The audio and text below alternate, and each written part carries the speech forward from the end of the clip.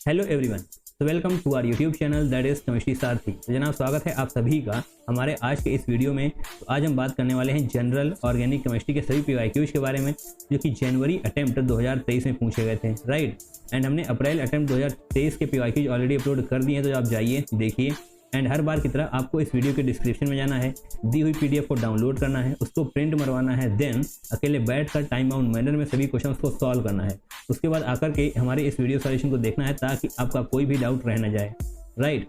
And इसी प्रकार से हमने काफ़ी सारे चैप्टर्स के पीवाईक्यूज ऑलरेडी अपलोड करा दिए हैं। जो नहीं हुए हैं जनाब वो आगे हो जाएंगे।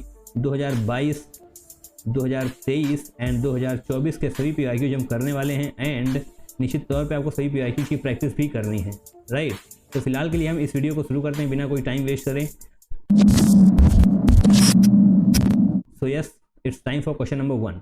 जनाब ये क्वेश्चन 24 जनवरी शिफ्ट 1 में पूछा गया था। क्वेश्चन क्या है जनाब, बहुत ही ध्यान से हम पढ़ेंगे। Increasing order of stability of the resonance, इसको हटा दिए, ये गलत लिख चुका है यहाँ पर। Yes, increasing order of stability of the resonating structure. Okay, तो जनाब आपको इसके रूल्स पता होने चाहिए, अगर अदरवाइज आप इन क्वेश्चन को गलत कर देंगे तो जनाब हम इस स्क्रीन पर रूल्स लिखना चाहेंगे। इसके लिए हमें आपकी परमिशन चाहिए। यस, एंड आप हमें परमिशन देंगे भी। तो यस, अब हमने रूल्स लिख लिए हैं, तो जनाब बहुत ही ध्यान से इन सभी रूल्स को याद कर लेना है और अपनी शॉर्ट नोट्स कॉपी में नोट कर लेना है, right. Number 1, most number of bonds, जिसके बॉन्ड ज़्यादा होंगे निश्चित तौर पे वही सबसे ज़्यादा स्टेबल होने वाला है। Complete octet, neutral greater than charge, obviously जो न्यूट्रल होगा उसका स्टेबिलिटी ज़्यादा होने वाला है in comparison to charge. Charge में प्लस या माइनस कुछ भी हो बट न्यूट्रल ज़्यादा स्टेबल होगा, राइट। नंबर 4, लाइक चार्जेस दूर दूर होने चाहिए। लाइक चार्जेस दूर दूर होने चाहिए, इसका क्या मतलब हुआ, पॉजिटिव पॉजिटिव जितने दूर होंगे उतनी ही स्टेबिलिटी ज़्यादा होगी, निगेटिव निगेटिव जितने ही दूर होंगे उतनी ही स्टेबिलिटी ज़्यादा होगी, right. Next one, unlike charges pass pass, plus and minus जितने पास पास होंगे उतनी ही स्टेबिलिटी ज़्यादा होगी। ऑब्वियसली जनाब अपोजिट ही अट्रैक्ट करते हैं, प्लस एंड माइनस जितने पास पास होंगे उतनी ही स्टेबिलिटी ज़्यादा होने वाली है। पास पास वर्ड को बहुत ही दिल से पढ़ने की जरूरत नहीं है अभी के लिए, राइट। अभी जनाब एग्जाम पर फोकस करना है हमको। किसी को जोक समझ में नहीं आया तो कोई दिक्कत नहीं, स्टेबिलिटी इंक्रीज को आप अंडरलाइन कर लीजिए, right. Number 6, negative at more electronegative stability increases. अगर निगेटिव मोर इलेक्ट्रोनिगेटिव एटम पर है तो निश्चित तौर पर स्टेबिलिटी इंक्रीज करने वाली है। एंड अगर पॉजिटिव एट मोर इलेक्ट्रोनिगेटिव है तो यस, स्टेबिलिटी डिक्रीज करेगी। Number 7, check stability of carbocation and carbanion, right. तो निश्चित तौर पर इन सभी रूल्स को आपको याद कर लेना है, किसी भी कीमत पर आपको ये रूल्स भूलने नहीं हैं, राइट। अदरवाइज आप स्टेबिलिटी ऑफ रेजोनेटिक स्ट्रक्चर के क्वेश्चन सॉल्व नहीं कर पाएंगे। एंड एज इट इज ये रूल्स याद होने चाहिए ऑर्डर में, क्योंकि जनाब ऑर्डर का काफ़ी ज़्यादा यूज यहाँ पर है। तो जनाब पहले नंबर पे हम मोस्ट नंबर ऑफ बॉन्ड्स, इसको ही हम चेक कर लेते हैं किसमें बॉन्ड ज़्यादा है, निश्चित तौर पे वही सबसे ज़्यादा स्टेबल होने वाला है। ओके, ऑप्शन की तरफ आ जाइए, ए बी सी डी। तो जनाब ए यानी कि सी ये हो जाएगा, इसको हम ओपन करके लिख लेते हैं ताकि आपको बॉन्ड गिनने में कोई भी समस्या हो ना। एक एच यहाँ पर हो जाएगा, एक एच यहाँ पर होगा। यहाँ पर जनाब एक एच इसलिए होगा क्योंकि यहाँ पर आप ऑलरेडी पॉजिटिव चार्ज देख पा रहे हैं, तो निश्चित तौर पर 3 ही वैलेंसी होने वाली हैं, राइट। एक एच यहाँ पर होगा, एक यहाँ पर, एंड इन दोनों एच को भी आप ओपन करके ड्रॉ कर ही लीजिए, राइट। एंड जनाब अब बॉन्ड गिनिए, 1 2 3 4 5 6 7 8 9 10 11 12 13 14 15। जनाब इसके पास हैं 15 बॉन्ड्स, राइट। एंड बी की तरफ आइए, बी ऑप्शन भी एज इट इज है, सिर्फ और सिर्फ यहाँ पर प्लस एंड माइनस के साइन में इंटरचेंज है, तो बॉन्ड जनाब कुछ भी फर्क नहीं पड़ने वाला। तो इसमें भी 15 बॉन्ड्स ही होने वाले हैं। अगर आप देखना चाहें तो जनाब ड्रॉ करके देख सकते हैं, ओपन कर लेंगे तो फिर काउंटिंग करने में आसानी रहने वाली है, right. And number 6 C, option number C को जब आप देखेंगे तो यहाँ पर भी आपको 15 बॉन्ड्स ही नज़र आने वाले हैं, राइट। एंड जैसे ही आप डी पर आएंगे, अगर हम इसको ओपन करके बनाना चाहें तो C H double bond O इस तरीके से कर लीजिए। एक एच यहाँ पर हो जाएगा, एक एच यहाँ पर, एक एच यहाँ पर, एंड इन दोनों एच को भी आप ओपन करके ड्रॉ कर लीजिए। अब जनाब बहुत ही ध्यान से हमको काउंटिंग करनी है, 1 2 3 4 5 6 7 8 9 10 11 12 13 14 15 एंड 16। तो यस, आपके दिमाग की घंटी बजनी चाहिए। अभी तक 15 बॉन्ड्स आ रहे थे एंड लास्ट में आने वाले हैं 16 बॉन्ड्स। तो निश्चित तौर पे डी की स्टेबिलिटी सबसे ज़्यादा होने वाली है इन चारों में, यानी कि ए बी सी डी में डी की स्टेबिलिटी सबसे ज़्यादा होगी। तो जनाब डी अभी के लिए हम ऐसे ही कर लेते हैं। अब ए बी सी में हम कैसे देखेंगे, तो जनाब पहला रूल तो हमने यूज कर लिया, उसके बेसिस पर हमने सिर्फ और सिर्फ एक को सॉल्व किया है, राइट। एंड अब जनाब बारी है ए बी सी को अलग करने की। कंप्लीट ऑक्टेट, इससे भी कुछ नहीं होगा। न्यूट्रल ग्रेटर देन चार्ज, इससे भी कुछ नहीं होगा क्योंकि जनाब तीन के तीनों ही चार्ज्ड हैं। ओके, फोर्थ ऑप्शन पे आइए, फोर्थ रूल पे आइए, लाइक चार्जेस दूर दूर, लाइक चार्जेस दूर दूर होने चाहिए। तो लाइक चार्ज तो जनाब किसी में है ही नहीं, दोनों में ही प्लस माइनस है, तो यस फिफ्थ पॉइंट पर हमको आना पड़ेगा, अनलाइक चार्जेस पास पास होने चाहिए। तो जनाब प्लस एंड माइनस जितना पास होंगे स्टेबिलिटी उतनी ही ज़्यादा होगी। तो यहाँ पर 2 कार्बन है, यहाँ पर भी 2 ही कार्बन है, तो जनाब ये दोनों तो सेम ही डिस्टेंस पर हैं। बट जैसे ही आप ऑप्शन नंबर सी को देखेंगे, जैसे ही आप ऑप्शन नंबर सी को देखेंगे वहाँ पर आपको 3 कार्बन बीच में मिलने वाले हैं। तो प्लस एंड माइनस तो यहाँ पर दूर दूर हो गए, plus and minus negative sorry unlike charges अगर दूर दूर होंगे तो स्टेबिलिटी ज़्यादा होने वाली है, जैसा कि आप यहाँ पर देख पा रहे हैं। अनलाइक चार्जेस दूर दूर होंगे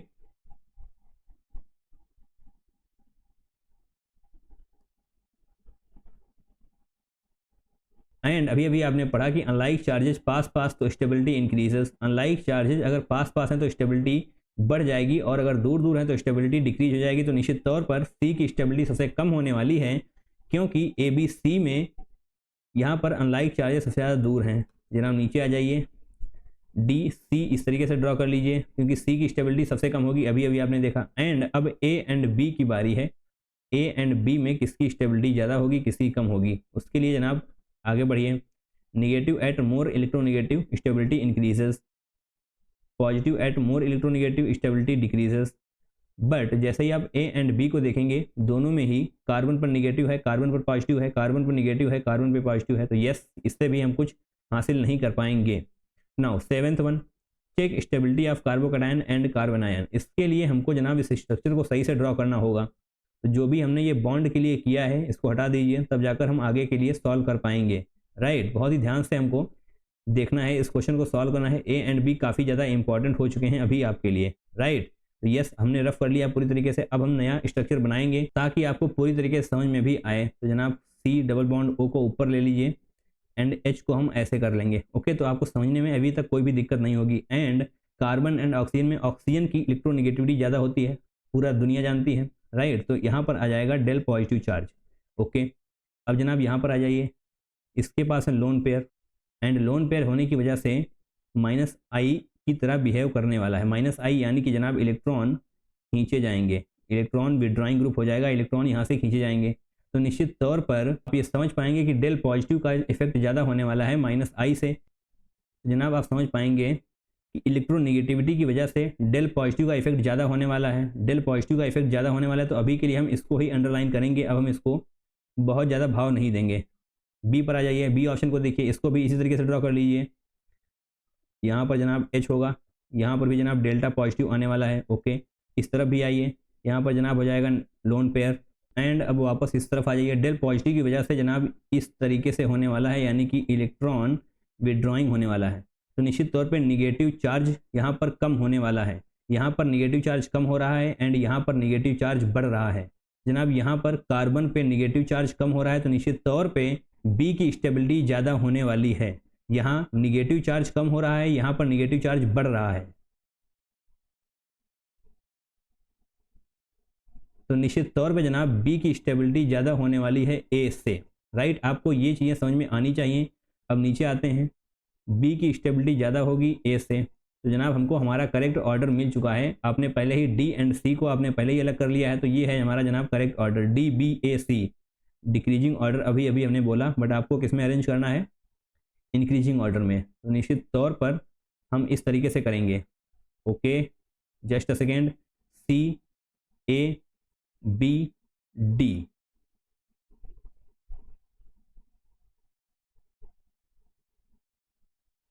यस जनाब डी हम इस तरीके से लिखते हैं एंड बी इस तरीके से। तो ये होने वाला है हमारा इंक्रीजिंग ऑर्डर। बट जैसे ही आप ऑप्शन की तरफ आएंगे तो आपको क्या मिलेगा, सी ए बी डी। ओके, आपको तो कोई भी ऑप्शन में मिल ही नहीं रहा है, तो निश्चित तौर पे चारों ऑप्शन या तो फिर गलत हैं या फिर हमने ही कुछ प्रिंटिंग एरर किया है या फिर एनडीए ने ही कुछ गलत किया होगा। तो निश्चित तौर पे हम अपनी आंसर की को चेक करना चाहेंगे कि वहाँ पर क्या लिखा हुआ है। Right, and here we are, कहाँ गई जनाब हमारी आंसर की, खुल जा सिम सिम करते हैं। यस, फर्स्ट का जनाब कौन सा है, आई थिंक ये सेकेंड लिखा हुआ है, जस्ट अ सेकेंड, अभी अभी स्क्रीन, यस फर्स्ट का सेकेंड है, फर्स्ट का सेकेंड है। तो निश्चित तौर पे हम ही ने प्रिंटिंग एरर कर दिया होगा। ओके, क्योंकि जनाब जो हमने एक्सप्लेन किया वो बिल्कुल ही सही है, इसमें कोई भी गलती नहीं है, सी ए बी डी यही सही होने वाला है। तो निश्चित तौर पे शायद हमने प्रिंटिंग एरर किया, तो आप इसको सही कर लीजिएगा। सेकेंड ऑप्शन में हम क्या लिखते हैं, सी, ए, बी एंड डी। जनाब यही हमारा सही होने वाला है, राइट। तो निश्चित तौर पे आपको इस क्वेश्चन की प्रैक्टिस जरूर से करनी है, आपको ये रूल्स भी याद कर लेने हैं एंड जो हमने प्रिंटिंग एरर किया है वो आपको सही कर लेना है, जो भी आप प्रिंट आउट निकलवाएंगे उसमें, राइट। तो निश्चित तौर पे इन सभी रूल्स को याद कर लीजिए, अपनी शॉर्ट नोट्स कॉपी में नोट कर लीजिए, अदरवाइज आप इन क्वेश्चन को गलत पक्का कर देंगे। Now we are moving on to the next question, that is question number 2। जनाब इस क्वेश्चन को करने से पहले हम अपना रेड पेन वापस लाना चाहेंगे। यस जनाब ले आए हैं। क्वेश्चन नंबर 2, 24 जनवरी शिफ्ट 2 में जनाब ये क्वेश्चन पूछा गया था। ऐसा कौन सा क्वेश्चन पूछा गया था 24 जनवरी को? एसर्शन रीजन टाइप क्वेश्चन है। Okay, assertion reason type question है। Benzene is assertion benzene is more stable than hypothetical cyclohexatriene. Cyclohexatriene का स्ट्रक्चर आप पहले ड्रॉ करिए, इसको बहुत ध्यान से पढ़ना है, हाइपोथेटिकल है तो बहुत दिमाग में चलाइएगा। Okay, C double bond C जनाब देखते रहिएगा, हम कहीं 6 के बजाय 7 ना बना दें कार्बन। यहाँ पर जनाब सिंगल कार्बन हो जाएगा, double bond carbon and yes 3 3 6, तो हमने बिल्कुल सही बनाया है। एंड अब हम H को भी ऐड कर देंगे, सभी कार्बन से एक एक H भी ऐड हो जाएगा।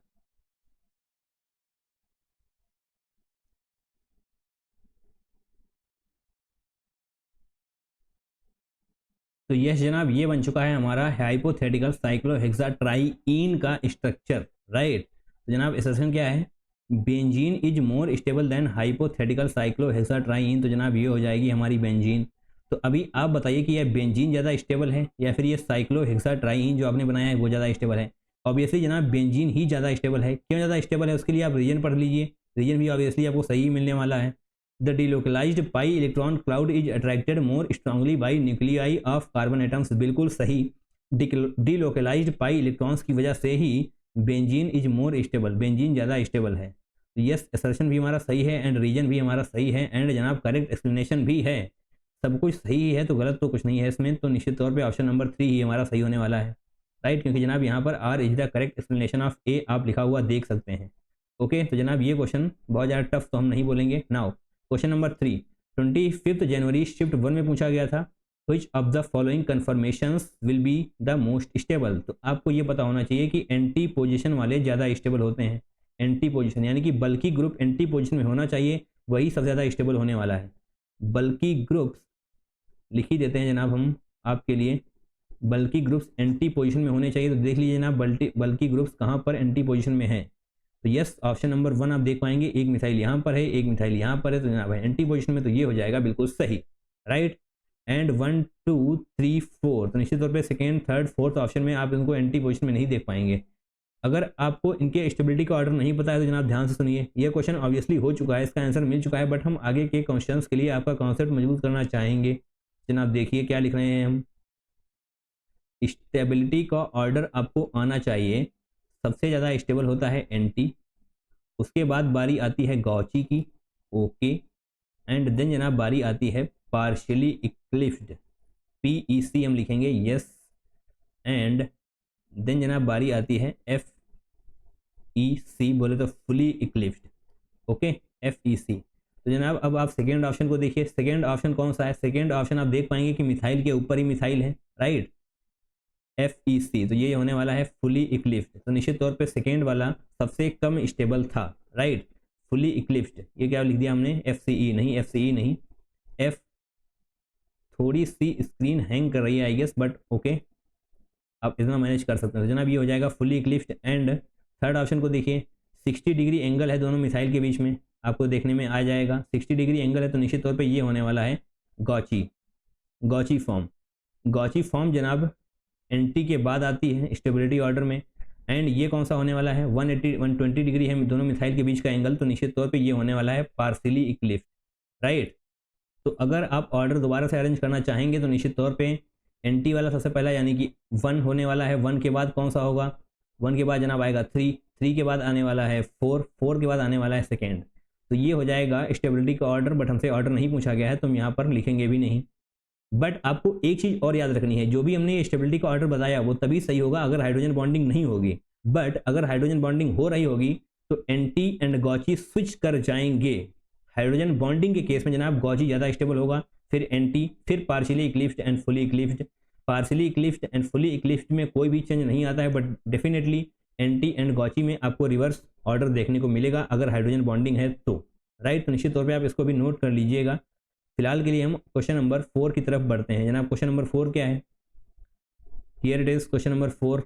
इन sulphur estimation 0.471 gram of an organic compound give 1.4439 gram of barium sulphate, the percentage of sulphur in the compound is. तो बेसिकली आपको परसेंटेज ऑफ सल्फर बताना है जो BaSO4 यानी कि बेरियम सल्फेट में प्रेजेंट है। तो बेसिकली आपको ये पता करना होगा कि बेरियम सल्फेट कितना है। बेरियम सल्फेट यानी कि BaSO4, बेरियम सल्फेट यानी कि BaSO4 कितना है, उसी में से बताना है कि परसेंटेज ऑफ सल्फर कितना है। तो ऐसे क्वेश्चन जनाब हमने बहुत सारे कराए हुए हैं, इसके ऊपर पूरा हमने एक वीडियो भी बनाया हुआ है, तो वो आपको जनाब जरूर से देखना है। आपको साइड में स्क्रीन पे नजर आ जाएगा कि कौन सा वीडियो है, कौन से क्वेश्चंस कराए हैं। तो निश्चित तौर पे आपको उन क्वेश्चंस को करना ही करना है। अगर आपने उन क्वेश्चंस की प्रैक्टिस करी हुई होती तो निश्चित तौर पे ये क्वेश्चन 10 से 15 सेकंड में ही सॉल्व होने वाला था। बट ओके, एक बार फिर से हम करेंगे। यस, यहाँ पर जनाब हम क्या लिखेंगे? Percentage of sulphur. जनाब यहाँ पर हम फॉर्मूला लिखने वाले हैं कि कैसे हम परसेंटेज ऑफ सल्फर को पता करेंगे। जनाब बहुत ध्यान से देखिए, percentage of sulphur equal to molecular mass of sulphur. Okay, नीचे लिखेंगे जनाब molecular mass of BaSO4। Okay जनाब, एंड हम यहाँ पर लिखेंगे weight of organic compound, sorry weight of compound, या फिर हम बोलें वेट ऑफ BaSO4, एंड नीचे हम लिखेंगे वेट ऑफ ऑर्गेनिक कंपाउंड, जो आपको ऑलरेडी क्वेश्चन में दिया हुआ है। इधर उधर भटकने की जरूरत बिल्कुल भी नहीं है। वेट ऑफ ऑर्गेनिक कंपाउंड लिखेंगे, एंड परसेंटेज के लिए हमको मल्टीप्लाई करना होगा 100 से। यस जनाब, यही फॉर्मूला है, एंड इसी के बेसिस पर आप डायरेक्टली आंसर तक पहुंच पाएंगे। वापस नीचे आइए। Atomic mass of barium 137, sulphur का दिया हुआ है 32, तो ऑब्वियसली जनाब हम 32 लिख देंगे। एंड BaSO4 का मास हमको कैलकुलेट करना पड़ेगा, एंड जनाब कौन सा? BaSO4 137 आपको बेरियम का लिखा हुआ है, आप निश्चित तौर पे यहाँ पर देख पाएंगे। Just a second. Yes, atomic mass of barium 137 आप देख पाएंगे। 137 बेरियम, सल्फर के लिए हम 32 ऐड करेंगे। ओके, एंड ऑक्सीजन के लिए 16 × 4 हमको करना पड़ेगा, यानी कि 64। एंड जनाब इसको ऐड करिए, 7 2 4 3 13 3 6, ओके 233, राइट। ये निश्चित तौर पे आपको ऐड करने में मिल जाएगा। जनाब यहाँ पर लिखिए 233, कहाँ पर लिखना है हमको? यहाँ पर लिखना है 233। स्क्रीन थोड़ी सी हैंग हो रही है, आई होप मैनेज कर सकते हैं। एंड वेट ऑफ BaSO4 यानी कि weight of barium sulphate divide by wait of organic compound, ये सभी कुछ आपको क्वेश्चन में लिखा हुआ है। 0.471 ऑर्गेनिक कंपाउंड का वेट है, 1.4439 ग्राम बेरियम सल्फेट का वेट है। तो 1.4439 डिवाइड बाई 0.471 हमको लिखना है। 1.4439 डिवाइड बाई 0.471 इंटू 100। जब आप इसको सॉल्व करेंगे, आई रिपीट, जब आप इसको सॉल्व करेंगे तो जनाब आने वाला है 42.10। यहाँ पे जनाब ये 4 है, ओके 10 परसेंटेज, जिसको आप 42% भी लिख सकते हैं, राइट। 42 है जनाब यहाँ पर, तो निश्चित तौर पे इसका करेक्ट आंसर होने वाला है 42। 42% जनाब सल्फर आपको मिलने वाली है BaSO4 में, 42% सल्फर, राइट। तो ये क्वेश्चन भी हो गया। बहुत ज़्यादा टफ तो बिल्कुल नहीं बोलेंगे हम, क्योंकि सिंपल सा फॉर्मूला है एंड उस पर आप डायरेक्टली आंसर तक पहुंच जाएंगे। Okay, now we are going to talk about question number 5। Question number 5 जनाब क्या है? 25 जनवरी शिफ्ट 2 में पूछा गया था। The isomeric deuterated bromide with molecular formula C4H8DBr having 2 chiral carbon atoms is. Okay, तो ये 4 ऑप्शन दिए हुए हैं, एंड आपको बताना है कि इस फॉर्मूले में ऐसा कौन सा होगा जिसके पास 2 कायरल कार्बन होने वाले हैं। तो बेसिकली हमको सभी ऑप्शंस को 1 बाय 1 ड्रॉ करके देखना पड़ेगा, तभी हम पता कर पाएंगे कि इसके पास 2 कायरल कार्बन एटम्स हैं। ओके, तो जनाब नंबर 1, ऑप्शन नंबर 1 से हम शुरुआत करते हैं। 2 ब्रोमो 1 ड्यूटेरियो ब्यूटेन, यानी कि 4 कार्बन इसमें ड्रॉ करिए। सबसे पहले कर लिए 2 ब्रोमो। अभी आप CH3 CH2 ये सभी को समझ पाएंगे। अभी हम H को इग्नोर कर रहे हैं, उसको हम ड्रॉ नहीं कर रहे हैं, राइट, ताकि ज़्यादा समय ना लगे। एंड यहाँ पर जनाब D हो जाएगा, एंड यहाँ पर H हो जाएगा, यहाँ पर H हो जाएगा। ये दोनों तो कायरल होंगे नहीं, क्योंकि जनाब दोनों वैलेंसीज हाइड्रोजन सही सेटिस्फाई करनी पड़ेंगी। एंड यहाँ पर भी जनाब 2 हाइड्रोजन है, तो निश्चित तौर पे सिर्फ यही वाला कायरल कार्बन होगा। तो जनाब 2 कायरल कार्बन नहीं, यहाँ पर सिर्फ और सिर्फ 1 कायरल कार्बन होगा, बट हमें पता करने हैं 2 कायरल कार्बन, तो निश्चित तौर पे ऑप्शन नंबर 1 नहीं होने वाला। Okay, moving forward, option number second 2 bromo 2 deuterio butane, 2 bromo 2 deuterio butane, तो जनाब यहाँ पर ही डी आ जाएगा। जो आप यहाँ पर डी देख पा रहे हैं वो जनाब एच में ही कन्वर्ट हो जाएगा। ओके, तो यहाँ पर भी जनाब 2 कायरल कार्बन नहीं होंगे, यहाँ पर भी सिर्फ एक ही होने वाला है, तो इसको भी हटा दीजिए। Third one 2 bromo 3 deuterio butane, 2 bromo 3 deuterio butane, यहाँ पर हम इरेजर वापस लेकर आते हैं, जस्ट अ सेकेंड, यस हमने हटा लिया। एंड हमसे क्या कहा गया है 2 ब्रोमो 3 ड्यूटेरियो ब्यूटेन, अगर 2 ब्रोमो ये है तो फिर 3 ड्यूटेरियो ब्यूटेन, यानी कि यहाँ पर होने वाली है डी थर्ड कार्बन पे, यहाँ पर जनाब एच हो जाएगा, यहाँ पर एच हो जाएगा। आई होप ये वाला सही निकलने वाला है। यस जनाब, इधर भी एच आप लगा दीजिए, इधर भी एच आप लगा ही दीजिए, इधर भी एच आप लगा ही दीजिए, तो निश्चित तौर पे आपको इसमें 2 कायरल कार्बन मिलने वाले हैं। अगर आपको नहीं दिखाई दे रहा है तो जनाब बहुत ही ध्यान से देखिए, एक ये कायरल कार्बन हो जाएगा एंड एक ये कायरल कार्बन हो जाएगा। यहाँ पर जनाब एच नहीं डी है, राइट, एच नहीं डी है, जैसा कि आप देख पा रहे हैं 2 ब्रोमो 3 ड्यूटेरियो ब्यूटेन 1 2 3, ये हो जाएगा 3 नंबर का कार्बन एंड इसकी चारों वैलेंसी डिफरेंट है, इसकी भी चारों वैलेंसी डिफरेंट है, तो निश्चित तौर पे यही सही ऑप्शन होने वाला है। 2 ब्रोमो 3 ड्यूटेरियो ब्यूटेन के पास ही 2 कायरल कार्बन होने वाले हैं। ओके, एंड ऑप्शन नंबर 4 को भी आप चेक कर लीजिएगा, ऑब्वियसली वहाँ पर आपको 2 कायरल एटम्स नहीं मिलने वाले। Now question number 6, match list 1 with list 2। Question number 6 को देखिए जनाब, आइसोमेरिक पेयर दिए हुए हैं एंड लिस्ट सेकेंड पर क्या है टाइप ऑफ आइसोमर। तो बेसिकली ये एक बहुत ही अच्छा क्वेश्चन मानेंगे, क्योंकि यहाँ पर 4 ऑप्शन आपके पास दिए हुए हैं एंड जैसे ही आप आइसोमेरिक पेयर को पढ़ने वाले हैं निश्चित तौर पे आपको थोड़े से अच्छे नाम देखने को मिलेंगे। Propanamine, N methyl ethanamine, hexane 2 one, hexane 3 one, ethanamide and hydroxy ethanamine, orthonitrophenol and paranitrophenol. निश्चित तौर पे इन सभी आइसोमर्स से आपको मैचिंग करनी पड़ेगी। तो जनाब ए वाले की हम सबसे पहले, एक सेकेंड, यस इस तरीके से हम यहाँ पर जगह बना लेंगे and propanamine and N methyl ethanamine का हम सबसे पहले स्ट्रक्चर ड्रॉ करेंगे, तो निश्चित तौर पे आइसोमर पता करना बहुत ही आसान होने वाला है। प्रोपेनामाइन का जनाब स्ट्रक्चर क्या होगा, CH3 CH2 CH2 NH2, right. Propane यानी कि 3 कार्बन होंगे, प्रोपेन 1 अमाइन, राइट, ऐसा भी आप बोल सकते हैं। प्रोपेनामाइन को आप प्रोपेन 1 अमाइन जैसे ही आप बोलेंगे तो निश्चित तौर पे स्ट्रक्चर बनाना काफ़ी आसान हो जाएगा। एंड अब बारी है एन मिथाइल इथेनामाइन की, इथेनामाइन यानी कि 2 carbon 3 carbon ethanamine. Okay, CH3 CH2 जनाब ये हो जाएगा इथेन एंड एन मिथाइल है, तो निश्चित तौर पे आपको NH करके यहाँ पर एक CH3 भी लगाना होगा, यानी कि एन मिथाइल इथेनामाइन आपका ये वाला स्ट्रक्चर है। तो जनाब अब बहुत ही ध्यान से देखिए कौन सा आइसोमर है, तो निश्चित तौर पे आप देख पाएंगे कि सेम फार्मूला है, ऑब्वियसली फार्मूला सेम ही होने वाला है। अगर आप फार्मूला कैलकुलेट करना चाहते हैं तो जनाब कर लीजिए। 3 कार्बन है तो C3 हो जाएगा एंड 3 2 5 2 7 2 9 हाइड्रोजन है तो C3H9N होने वाला है। आप लिखना चाहें तो जनाब लिख ही लीजिए, C3H9N होने वाला है। एंड यहाँ पर भी 3 कार्बन है, C3 हाइड्रोजन 3 2 3 1, तो निश्चित तौर पर 3 3 6 2 8 1 9 H9 एंड N होने वाला है। तो जनाब फार्मूला सेम है बट डिफरेंट ग्रुप्स हैं, तो निश्चित तौर पे ये होने वाला है फंक्शनल आइसोमर। आपको आइसोमर्स की सभी भी कंडीशन याद होंगी कि अगर सेम फार्मूला सेम है, मॉलिक्यूलर फार्मूला सेम है बट फंक्शनल ग्रुप डिफरेंट है तो जनाब वो फंक्शनल आइसोमर होता है। तो यानी कि ए का होने वाला है थर्ड, तो यहीं पर हम लिख देते हैं ए का third. Okay, now hexane 2 own and hexane 3 own, तो हेक्सेन 2 ओन यानी कि 6 कार्बन हमको ड्रॉ करने पड़ेंगे। तो जनाब फटाफट से 6 कार्बन ड्रॉ कर लीजिए, 4 5 6, इसको भी सही कर लीजिए। हेक्सेन 2 ओन यानी कि सेकेंड वाले कार्बन पर हमको ऑक्सीजन लगाना होगा, यानी कि कीटोनिक ग्रुप। एंड एक बार फिर से हम 6 कार्बन ड्रा करेंगे एंड बनाएंगे हेक्सेन 3 ओन का स्ट्रक्चर। यस, हेक्सेन 3 ओन जनाब यहाँ पर हो जाएगा ऑक्सीजन। ओके, तो जनाब यहाँ पर क्या है, मॉलिक्यूलर फार्मूला यहाँ पर भी सेम है, तो ऑब्वियसली आइसोमर्स तो होंगे ही। कौन से होंगे, कीटोन ग्रुप यहाँ पर भी है, कीटोन ग्रुप यहाँ पर भी है, बट पोजीशन डिफरेंट है, ग्रुप की पोजीशन डिफरेंट है, तो निश्चित तौर पे जनाब ये होने वाला है मेटामर, जो आप यहाँ पर ऑप्शन में देख पाएंगे, यानी कि बी का हो जाएगा फर्स्ट।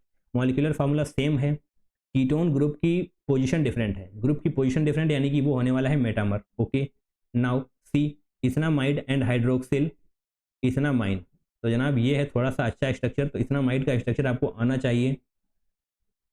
तो जनाब बहुत ही ध्यान से देखिए, यहाँ पर हम ड्रॉ कर रहे हैं CH3 carbon NH2 oxygen, right, तो ये है स्ट्रक्चर। इथेनामाइड का, NH2 है तो ऑब्वियसली अमाइड हमको ऐड करना पड़ेगा, एंड हाइड्रोक्सिल इथेनामाइन का स्ट्रक्चर जनाब ध्यान से देखिए CH3 CNH एंड यहाँ पर जनाब हो जाएगा OH। ओके, इसको हम सही से ड्रॉ कर लेते हैं CH3। तो जनाब ये रहा हमारा स्ट्रक्चर, एंड इस स्ट्रक्चर को देखते ही आप समझ जाएंगे कि कौन सा आइसोमर है। ऑब्वियसली ये वाला बॉन्ड हटेगा, यहाँ से OH आएगा, यहाँ पर डबल बॉन्ड हो जाएगा, तो ऑब्वियसली जनाब ये है टाटोमर, राइट। निश्चित तौर पे जनाब ये हो जाएगा टाटोमर। तो कौन सा ऑप्शन होगा? यस, ऑप्शन नंबर 4 होने वाला है, सी का जनाब होने वाला है ऑप्शन नंबर 4। तो ऑब्वियसली अभी तक आप आंसर को समझ जाएंगे, बट हम डी वाला भी देख ही लेते हैं। ऑर्थोनाइट्रोफिनॉल एंड पैरानाइट्रोफिनॉल कौन सा आइसोमर होने वाला है? तो जनाब स्ट्रक्चर ड्रॉ करिए। ऑर्थोनाइट्रोफिनॉल यानी कि ऑर्थो पोजीशन पर NO2 हम ऐड करेंगे, तो जनाब ये होती है ऑर्थो पोजीशन, सभी को पता है। ऑर्थो ये दोनों पोजीशन होती हैं, मेटा ये दोनों होती हैं, एंड पैरा ये वाली होती है। तो जनाब अगला पैरानाइट्रोफिनॉल है, पैरानाइट्रोफिनॉल, तो जनाब ये हो जाएगा स्ट्रक्चर। ओके, एंड पैरा वाला कहाँ पर है? ये NO2 जनाब यहाँ पर हम ऐड करेंगे, ऑब्वियसली ये बेंजीन ही है। तो जनाब बहुत ही ध्यान से देखिए, ortho and para position different है, राइट। तो निश्चित तौर पे जनाब ये होने वाला है पोजिशनल आइसोमर, सेकेंड ऑप्शन। ए का थर्ड, बी का फर्स्ट, जनाब नीचे आ जाइए। ए का थर्ड, ऑप्शन नंबर 2 3 हटाइए, ए का थर्ड, बी का फर्स्ट, तो yes option number 4 is going to be the correct one. But हम सी वाला देख लेते हैं, सी का फोर्थ, डी का सेकेंड, एंड हमने यही किया है, सी का फोर्थ, डी का सेकेंड। तो बेसिकली ये एक अच्छा क्वेश्चन था। निश्चित तौर पर आपको आइसोमर, मेटामर सभी की जानकारी होनी चाहिए। मेटामर, पोजिशनल आइसोमर, तो सभी तरीके से आपको जानकारी होगी, तो निश्चित तौर पे आप इस क्वेश्चन को भी क्रैक कर पाएंगे, right. So now we are moving on to the next question, that is question number 7। 29 जनवरी शिफ्ट 1 में पूछा गया था, एंड ये जनाब क्वेश्चन पूछा गया है बॉइलिंग पॉइंट एंड डेंसिटी के ऊपर। Identify the correct order for the given property of following compounds. तो बेसिकली आपको ये पता होना चाहिए कि बॉइलिंग पॉइंट हम कैसे पता करेंगे एंड डेंसिटी कैसे पता करेंगे। तो बॉइलिंग पॉइंट के लिए आपको 3 पॉइंट पता होने चाहिए, तभी जाकर आप बॉइलिंग पॉइंट को करेक्ट तरीके से बता पाएंगे। 3 पॉइंट कौन कौन से? पहला पॉइंट जनाब होगा इंटरमॉलिक्यूलर फोर्सेस। तो अगर हम बॉइलिंग पॉइंट के सभी रूल्स को लिखना चाहें तो बिल्कुल लिखने देंगे आप हमें रूल्स। आप भी लिख लीजिए जनाब शॉर्ट नोट्स कॉपी में, छोड़ना बिल्कुल नहीं है इनको। Rules for boiling point, right. 3 point है जनाब, तीनों एज इट इज आपको याद होने चाहिए। पहला पॉइंट होगा इंटरमॉलिक्यूलर फोर्सेस। सबसे पहले हम इंटरमॉलिक्यूलर फोर्स को चेक करेंगे, उसके बाद हम आगे बढ़ेंगे। जनाब इंटरमॉलिक्यूलर फोर्सेस की अगर हम बात करें, intermolecular forces, yes intermolecular forces, यहाँ पर जनाब हाइड्रोजन बॉन्डिंग में सबसे ज़्यादा बॉइलिंग पॉइंट होने वाला है, राइट। हाइड्रोजन बॉन्डिंग का बॉइलिंग पॉइंट सबसे ज़्यादा होगा। पहले होने वाला है dipole dipole interaction, right, dipole dipole, and third पे क्या आएगा जनाब? Van der Waals forces. Okay, van der Waals. अब इन सभी को नोट कर लीजिएगा, जो कुछ भी हम बोल रहे हैं तो जनाब आपको नोट करना ही करना है। एंड सेकेंड वाला क्या है जनाब? सेकेंड पर आता है मॉलिक्यूलर वेट। जिसका मॉलिक्यूलर वेट ज़्यादा होगा उसका बॉइलिंग पॉइंट ज़्यादा होने वाला है। बट अगर मॉलिक्यूलर वेट सेम हो तो हमें ये पता होना चाहिए कि ब्रांचिंग जितनी ज़्यादा होंगी बॉइलिंग पॉइंट उतना ही कम होगा, यानी कि branching is inversely proportional to boiling point. जनाब सेकेंड ऑप्शन लिख लीजिए, मॉलिक्यूलर वेट, जितना ज़्यादा मॉलिक्यूलर वेट होगा उतना ही ज़्यादा बॉइलिंग पॉइंट होने वाला है, राइट, ऐसे लिख लीजिए। एंड थर्ड पे अगर मॉलिक्यूलर वेट सेम है तो जनाब ब्रांचिंग जितनी ज़्यादा होने वाली है बॉइलिंग पॉइंट उतना ही कम होगा। स्क्रीन गड़बड़ कर रही है तो निश्चित तौर पे आपको थोड़ी सी समस्या हो सकती है देखने में, बट जो भी हम बोल रहे हैं जनाब उसको ध्यान से सुनते जाइए एंड अपनी शॉर्ट नोट्स कॉपी में नोट भी करते जाइए। यस, ये होगा या हमारे बॉइलिंग पॉइंट, ब्रांचिंग ज़्यादा बॉइलिंग पॉइंट कम। ओके, एंड डेंसिटी का भी जनाब आप सभी को पता है, density is equal to molecular mass, density equal to mass upon volume, right, simple सा है, आपने कई बार पढ़ा हुआ है। तो फिलहाल बॉइलिंग पॉइंट को हम चेक करते हैं। यस, इसका बॉइलिंग पॉइंट ज़्यादा होगा या फिर कम होगा? निश्चित तौर पे आप देख पाएंगे इसका बॉइलिंग पॉइंट ज़्यादा होगा। क्यों ज़्यादा होगा? क्योंकि जनाब मॉलिक्यूलर वेट ज़्यादा होने वाला है, कार्बन के नंबर लगातार बढ़ते जा रहे हैं। तो सही ऑर्डर है तो निश्चित तौर पे ऑप्शन नंबर ए, सॉरी हम इसको पहले नीचे देख लेते हैं, नहीं जनाब 5 हैं, उसके बाद हमको सही ऑप्शन नीचे मार्क करना होगा। ओके, तो फिलहाल के लिए हम ए वाला टिक कर लेते हैं क्योंकि निश्चित तौर पे ये बॉइलिंग पॉइंट का करेक्ट ऑर्डर है। ओके, एंड अभी के लिए हम डेंसिटी को इग्नोर मारते हैं, बॉइलिंग पॉइंट को इससे पहले क्लियर कर लेते हैं। बॉइलिंग पॉइंट यहाँ पर जनाब ब्रांचिंग ज़्यादा है, ब्रांचिंग ज़्यादा, अगर ब्रांचिंग बढ़ रही है तो फिर बॉइलिंग पॉइंट कम होना चाहिए, तो निश्चित तौर पे सी वाला हो जाएगा गलत, राइट। जैसा कि आप देख पा रहे हैं यहाँ पर एक ब्रांच है ब्रोमीन की, यहाँ पर 2, यहाँ पर 3, बट बॉइलिंग पॉइंट बढ़ रहा है बट यहाँ पर कम होना चाहिए। ओके, तो थर्ड वाला हो जाएगा गलत। एंड अब हम बॉइलिंग पॉइंट ई वाला भी देख लेते हैं। यहाँ पर क्या है जनाब, यस ये वाला बिल्कुल सही होगा। क्यों सही होगा? क्योंकि जैसा कि आप देख पा रहे हैं कि ब्रांचिंग बढ़ रही है तो निश्चित तौर पर बॉइलिंग पॉइंट भी कम हो रहा है। ओके, तो यस ई वाला हो जाएगा सही। एंड अब हम डेंसिटी की बात करेंगे। डेंसिटी में क्या होता है, मास अपॉन वॉल्यूम। जनाब मास किसका ज़्यादा होगा, सभी को पता है, fluorine, chlorine, bromine, iodine. Down the order mass increase करता है। ओके, तो यानी कि आयोडीन का मास ज़्यादा होगा, बिल्कुल सही, अभी तक तो सही है। फ्लोरीन, क्लोरीन, ब्रोमीन, तो जनाब यहाँ पर हो जाएगा गलत। ब्रोमीन का मास ज़्यादा होगा इन कंपेरिजन टू क्लोरीन, तो निश्चित तौर पे ब्रोमीन यहाँ पर होना चाहिए था एंड क्लोरीन यहाँ पर होना चाहिए था, बट ऐसा है नहीं, तो निश्चित तौर पे बी वाला यानी कि डेंसिटी का ये करेक्ट ऑर्डर नहीं है। ओके, अब डी वाला भी देख लेते हैं, जस्ट अ सेकेंड, ऐसे हो जाएगा। ब्रोमीन सभी में है तो हम इसको इग्नोर कर देंगे बिल्कुल। क्लोरीन, आयोडीन, तो जनाब आयोडीन का सबसे कम नहीं, आयोडीन का ज़्यादा होना चाहिए, तो ये वाला भी हो जाएगा गलत। A and E, yes A and E यही दोनों सही हैं, तो निश्चित तौर पे हमारा ऑप्शन कैसे सही होने वाला है, choose the correct answer A and E. तो कुछ तो हमने गलत किया ही है, क्या गलत किया है जनाब, यहाँ पर वापस से आते हैं, just a second, identify the correct order, हमें ऑर्डर भी करेक्ट ही पूछा गया है। डेंसिटी का तो ऑर्डर जनाब दोनों ही गलत ही होंगे 100%। बॉइलिंग पॉइंट सी वाला भी देख लेते हैं जनाब, ब्रांचिंग ज़्यादा है तो निश्चित तौर पे बॉइलिंग पॉइंट कम होना चाहिए। ओके जनाब, ये हो गया है हमसे गलत। कैसे गलत हो गया, हमने थोड़ा सा ध्यान नहीं दिया, हमने जो ब्रांचिंग की बात की थी वो ऑब्वियसली कार्बन की ही ब्रांचिंग थी, यहाँ पर तो जनाब मॉलिक्यूलर वेट ही ज़्यादा होने वाला है। तो जनाब जो गलती हमने की है वो आपको नहीं करनी है, इन रूल्स को फॉलो करना है, बट करेक्ट ऑर्डर में भी फॉलो करना है। पहले हम इंटरमॉलिक्यूलर फोर्सेज को चेक करेंगे, उसके बाद मॉलिक्यूलर वेट को चेक करेंगे, अगर मॉलिक्यूलर वेट सेम होगा तभी हम नीचे आएंगे। हमने ये एक्सप्लेन भी किया था आपको, बट हमने खुद ही ध्यान नहीं दिया। अब इसी जनाब ये है ब्रोमीन की ब्रांचिंग, तो निश्चित तौर पर मॉलिक्यूलर वेट इसका बहुत ज़्यादा होगा जनाब, 3 ब्रोमीन, यहाँ पर 2 ब्रोमीन, यहाँ पर 1 ही ब्रोमीन, तो निश्चित तौर पर जनाब ये ऑर्डर गलत नहीं सही होगा मॉलिक्यूलर वेट की वजह से, राइट। तो जनाब आसानी था, हमने थोड़ा सा ध्यान नहीं दिया, बट निश्चित तौर पे आप इसे आसानी से ही मार्क कर देंगे। ए सी ई वाला ऑप्शन तो निश्चित तौर पे मिलना ही चाहिए जनाब, वरना हो जाएगी बहुत बड़ी गलती हमसे। ए सी ई फाइनली हमको करेक्ट ऑप्शन मिल चुका है, ऑप्शन नंबर सेकेंड करेक्ट होगा यहाँ पर। तो इस क्वेश्चन को थोड़ा सा रिपीट करना है, जैसा कि हमसे गलत हुआ वो आपसे गलती नहीं होनी चाहिए। Okay, now moving forward to the next question, that is question number 8। जनाब क्वेश्चन नंबर 8 की बारी है, 29 जनवरी शिफ्ट 1 में पूछा गया था। Compound that will give positive Lassaigne's test for both nitrogen and halogen. Lassaigne's test and काफ़ी सारे टेस्ट के बारे में हमने अपने एक वीडियो में बताया हुआ है, तो निश्चित तौर पे आपको उस वीडियो को देखना है। एंड लेसेंस टेस्ट के बारे में भी हमने ब्रीफली एक्सप्लेन किया है वहाँ पर, तो निश्चित तौर पे आपको इस वीडियो को देखना है। साइड में आप देख पाएंगे कि लेसेंस टेस्ट के बारे में हमने क्या क्या एक्सप्लेन किया है, राइट। तो एक बार फिर से करते हैं। लेसेंस टेस्ट जनाब कहाँ पर पॉजिटिव देने वाला है, phosphorus, nitrogen, sulphur and halogen, इन 4 के केस में जनाब पॉजिटिव लेसेंस टेस्ट होगा। कैसे होगा जनाब, उसकी रिएक्शन को बहुत ही ध्यान से देखिए, 1 बाई 1 हम सभी रिएक्शन को एक्सप्लेन करेंगे, तो निश्चित तौर पे आपको करेक्ट आंसर भी मिल जाएगा। Compound that will give positive Lassaigne's test for both nitrogen, इसको अंडरलाइन करिए, बोथ नाइट्रोजन एंड हेलोजन। अगर हम सल्फर की रिएक्शन करवाएंगे सोडियम के साथ, सल्फर की रिएक्शन अगर हम सोडियम के साथ करवाएंगे तो जनाब Na2S का फॉर्मेशन होने वाला है। ओके, फिलहाल आपको इसकी जरूरत नहीं है इस क्वेश्चन में, बट फिर भी हम आपको बताना चाहेंगे, तभी जाकर आप करेक्ट आंसर तक आसानी से पहुंच पाएंगे, आपको समझ में भी सब कुछ आएगा। अगर यहाँ पर जनाब हेलोजन होता तो हेलोजन एंड Na, ये तो जनाब आपने कई बार ड्रॉ किया है, NaX ही बनने वाला है। और इसी जनाब यहाँ पर है सोडियम, निश्चित तौर पे आप इन चीज़ों को समझ पाएंगे। ओके, सल्फर एंड सोडियम के केस में Na2S, हेलोजन एंड Na यानी कि सोडियम के केस में NaX। एंड जनाब अब बारी है नाइट्रोजन की। नाइट्रोजन की रिएक्शन अगर आप डायरेक्टली सोडियम के साथ करवाएंगे तो कुछ भी आपको नहीं मिलेगा, नाइट्रोजन के साथ कार्बन भी होना चाहिए, तब जाकर अगर सोडियम होगा तो जनाब NaCN का फॉर्मेशन होने वाला है।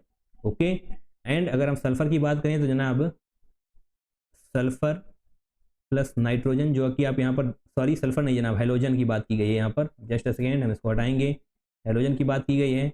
बेसिकली आपको ये गलतियाँ बिल्कुल नहीं करनी है, आपको क्वेश्चंस को बिल्कुल ही सही तरीके से पढ़ना है, राइट।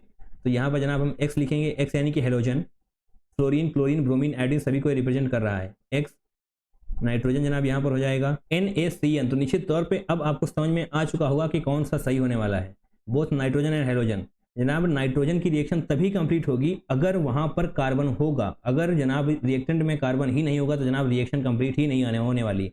अगर NH2 आपके पास होगा तो जनाब कुछ भी नहीं मिलने वाला आपको। अगर NH2CH2 होगा तभी जाकर के ऐसा कुछ आपको प्रोडक्ट मिलने वाला है। NH2CH2 को हम टिक करते हैं एंड NH2 को हम क्रॉस करते हैं। जनाब यहाँ पर चारों ऑप्शन में देख लीजिए, जिसके पास कार्बन नहीं है वो गलत होने वाला है, जिसके पास कार्बन है वो सही होने वाला है। ऑप्शन नंबर 1 को हटाइए, ऑप्शन नंबर 2 को टिक करिए जनाब। निश्चित तौर पे आप CH3 कार्बन आपको देखने में मिल जाएगा। एंड ऑप्शन नंबर 3 और ऑप्शन नंबर 4 को भी हटाई दीजिए। निश्चित तौर पे compound that will give positive Lassaigne's test for both nitrogen and halogen. तो बेसिकली आपके पास कार्बन होना चाहिए तभी जाकर आप रिएक्शन को कंप्लीट कर पाएंगे, राइट। तो निश्चित तौर पे ये सारी चीज़ें आपको आनी चाहिए। हमने उस वीडियो को करा रखा है तो निश्चित तौर पे उस वीडियो को देखना मस्ट है आप सभी के लिए। 1 या 2 क्वेश्चन आपको मिलने ही वाले हैं उस पर्टिकुलर वीडियो से, राइट। नाउ 29 जनवरी शिफ्ट 1 में क्वेश्चन पूछा गया था, क्वेश्चन नंबर 9। ओके, नीचे आ जाइए। Following chromatogram was developed by adsorption of compound A on a 6 centimetre TLC यानी कि thin layer chromatography glass plate. Retardation factor of the compound A is as it is formula. जनाब हमने अपने एक video में बताया हुआ है, आप साइड में स्क्रीन पे देख पाएंगे कि रिटार्डेशन फैक्टर का फार्मूला हमने बताया हुआ है। एंड क्रोमेटोग्राफी को भी हमने पूरी तरीके से इस पर्टिकुलर वीडियो में एक्सप्लेन किया है। जनाब आपको इस वीडियो को देखना ही है। ये क्वेश्चन क्रैक करने में सिर्फ 10 से 15 सेकेंड लगेंगे। अगर आपने इस वीडियो को देखा होता तो कोई बात नहीं, आपने फार्मूला तो देख ही लिया है। रिटार्डेशन फैक्टर को हम फिलहाल के लिए RF लिखते हैं। ओके, तो जनाब ऊपर क्या है, ऊपर जनाब लिखा हुआ है distance moved by substance from the base line. Distance moved by the substance from the base line, तो बेसिकली हम यहाँ पर सब्सटेंस लिख देते हैं, इतना बड़ा लिखने की जरूरत है नहीं। नीचे distance moved by the solvent from the base line, इसको आपको याद रखना है, from the base line, right, solvent. Okay, अब जनाब देखिए कहाँ पर कितना लिखना है हमको आंसर पाने के लिए। Retardation factor of the compound A. Okay, जैसा कि हमने आपको यहाँ पर बताया हुआ, इसको नोट कर लीजिए, अंडरलाइन कर लीजिए। 6 सेंटीमीटर है इसकी पूरी लंबाई। ओके, तो जनाब ये हो जाएगी बेस लाइन, जैसा कि आप यहाँ पर देख पा रहे हैं, ये होने वाली है base line. And solvent substance कहाँ पर है, सब्सटेंस जनाब कंपाउंड ए, कितनी हाइट है इसकी 3.5, बट ध्यान से देखिए 0.5 ये हट जाएगा तो निश्चित तौर पे 3 होने वाली है, क्योंकि हमको बेस लाइन से ही हाइट मेजर करनी है। 3 जनाब यहाँ पर लिखिए। एंड जैसा कि हमने आपसे कहा कि 6 सेंटीमीटर, इसको याद रखिए। एंड नीचे आइए, 0.5 ऊपर है, 0.5 नीचे है, तो जनाब होने वाला है टोटल हाइट 5 सेंटीमीटर। ऑब्वियसली 0.1 यहाँ से हटेगा, 0.1 यहाँ से हटेगा। क्यों हटेगा, क्योंकि जनाब सॉल्वेंट फ्रंट तक ही हम हाइट मेजर करने वाले हैं बेस लाइन से ही। तो यस, यहाँ पर जनाब हो जाएगा 5। एंड जब आप इसको सॉल्व करेंगे तो आपको मिलने वाला है 0.6। 0.6 यहाँ पर हमको लिखना है इंटू 10⁻⁻1 के फॉर्म में। 0.6 को जनाब हम 6 इंटू 10⁻⁻1 के फॉर्मेट में भी लिख सकते हैं। तो निश्चित तौर पे यहाँ पर लिखना था आपको 6 करेक्ट आंसर के लिए, राइट। तो ये वाला क्वेश्चन टफ लग सकता है आपको अगर आपको इसका फॉर्मूला नहीं आता है तो, बट अगर आपको इसका फॉर्मूला आता है तो जनाब ये क्वेश्चन सॉल्व करना नर्सरी वाले बच्चे भी कर देंगे। जेई की तैयारी कर रहे हैं आप। Now question number 10, 30 Jain shift 1 का जनाब ये क्वेश्चन है। What is the correct order of acidity of the protons marked A to D in the given compounds. जनाब ये है हमारा structure and HD, HC, HA, HB ये सभी हमको मार्क किए गए हैं। एंड हमको इसमें से क्या बताना है, एसिडिटी।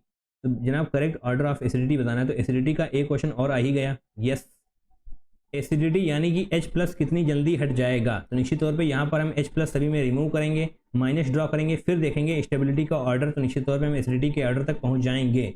जनाब इसको देखते ही आपको एक चीज़ क्लिक करनी चाहिए, COOH, राइट, यानी कि C डबल बॉन्ड OH है। तो जनाब क्या होने वाला है, ये है कार्बोक्सिलिक एसिड। तो इसको अगर हम ओपन करके ड्रॉ करना चाहें तो कैसे ड्रॉ करेंगे, ये हो जाएगा जनाब डबल बॉन्ड। एंड इसको हम इस तरीके से ड्रॉ कर लेते हैं, इसको इस तरीके से करते हैं, सॉरी यहाँ पर जनाब O होगा, H नहीं होगा, इस तरीके से जनाब O हो जाएगा। एंड हमने H रिमूव कर दिया, मान लीजिए हमने H रिमूव कर दिया, तो यहाँ पर जनाब निगेटिव चार्ज आ जाएगा निगेटिव पर। अब जनाब बहुत ही ध्यान से देखिए, निगेटिव सिंगल डबल कुछ तो क्लिक करना चाहिए, निगेटिव सिंगल डबल, यहाँ पे जनाब हो जाएगा रेजोनेंस। तो ये वाला सबसे ज़्यादा स्टेबल होने वाला है। अगर आप option number D, A and B को देखेंगे, एंड जनाब अगर यहाँ से भी आप H+ इसको रिमूव करें तो यहाँ पर जनाब आने वाला है निगेटिव, राइट, इस कार्बन पे निगेटिव आ जाएगा।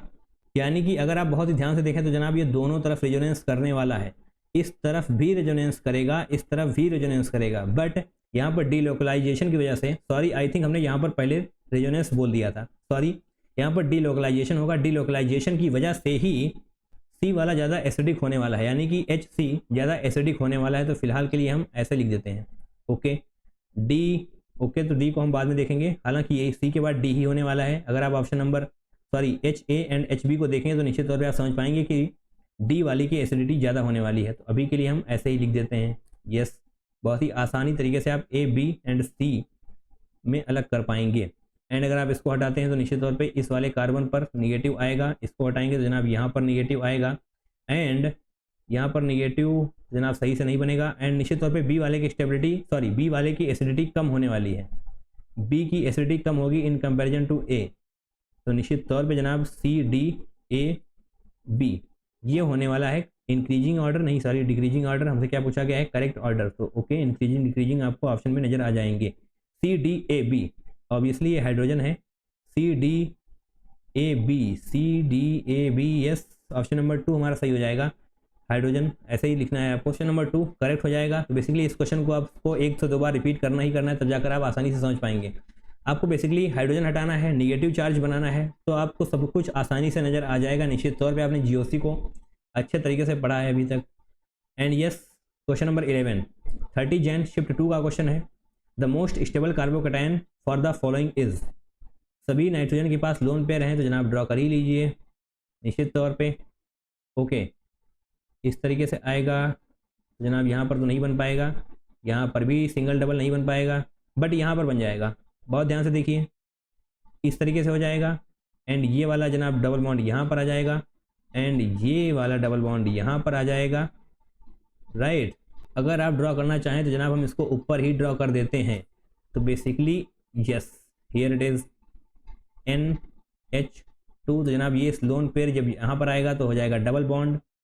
एंड पहले तो हम बेंजीन ही कंप्लीट कर लेते हैं, यस डबल बॉन्ड हो गया, यहाँ पर जनाब पॉजिटिव आ जाएगा, ओके अब ये वाला बॉन्ड जनाब इस तरीके से आ जाएगा, तो निश्चित तौर पे ये होने वाला है, एंड ये इस तरीके से होने वाला है, राइट। तो बेसिकली आप अब देख पाएंगे कि यही वाला कार्बोकैटायन ज़्यादा स्टेबल है, द मोस्ट स्टेबल कार्बोकैटायन हमसे पूछा गया था। तो यस ऑप्शन नंबर सी ही हमारा सही होगा, नहीं जनाब ऑप्शन नंबर सी नहीं, आगे भी ऑप्शन दिए हुए हैं। तो बेसिकली सी वाला सही होने वाला है। कैसे सही होगा, प्लस एम इफेक्ट, नाइट्रोजन के प्लस एम इफेक्ट की वजह से ऐसा होगा जो अभी अभी आपने देखा, राइट। एंड फोर्थ को भी देख लीजिए, फोर्थ में भी ऐसा कुछ होने वाला नहीं है। तो सी यानी कि ऑप्शन नंबर 1 सही होगा। तो बेसिकली यहाँ पर भी आपको बहुत ही फोकस के साथ काम करना है, जैसे कि आप अगर जल्दी में होंगे तो आपको सी का मतलब थर्ड भी दिखाई दे सकता है, एंड थर्ड यानी कि बी हो जाएगा, तो निश्चित तौर पे आपको माइनस मिलेंगे। आपको कॉन्सेप्ट भी आता था, आपने क्वेश्चन पे टाइम भी दिया, क्वेश्चन को सही तरीके से किया भी, बट +4 के बजाय -1 यानी कि आप -5 लेकर आए हैं, राइट। बट ऐसी गलती करनी नहीं है, फोकस पूरा मेंटेन रखना है। एंड निश्चित तौर पे आप देख पाएंगे प्लस एम इफेक्ट की वजह से ही इस क्वेश्चन को हम सॉल्व कर पाएंगे। NH2 के पास प्लस एम इफेक्ट है, आप सभी को पता होता है ये सारी चीज़ें। निश्चित तौर पे आगे बढ़ते हैं, इस क्वेश्चन में बहुत ज़्यादा टाइम देने का कोई मतलब नहीं है। क्वेश्चन नंबर 12 31 जैन शिफ्ट 1 का क्वेश्चन है ये, match items of column 1 and column 2। Column 1 जनाब हमें दिया गया है, कॉलम 2, कॉलम 1 में हमारे पास है mixture of compounds, and column 2 में सेपरेशन टेक्निक के बारे में हमसे पूछा गया है, H2O CH2Cl2। ओके तो इन सभी के बारे में हमने अपने रिवीजन वीडियो में बता रखा है। अगर आपको यकीन नहीं तो जनाब आप साइड में देखते जाइए, आपको सभी कुछ हम स्क्रीनशॉट के तौर पे दिखाते रहेंगे, ताकि आपको ये यकीन हो पाए कि जो भी बताया जा रहा है आप उसको रिवाइज करते जाइए। आगे आने वाले एग्जाम्स में आपकी बहुत ज़्यादा हेल्प होने वाली है।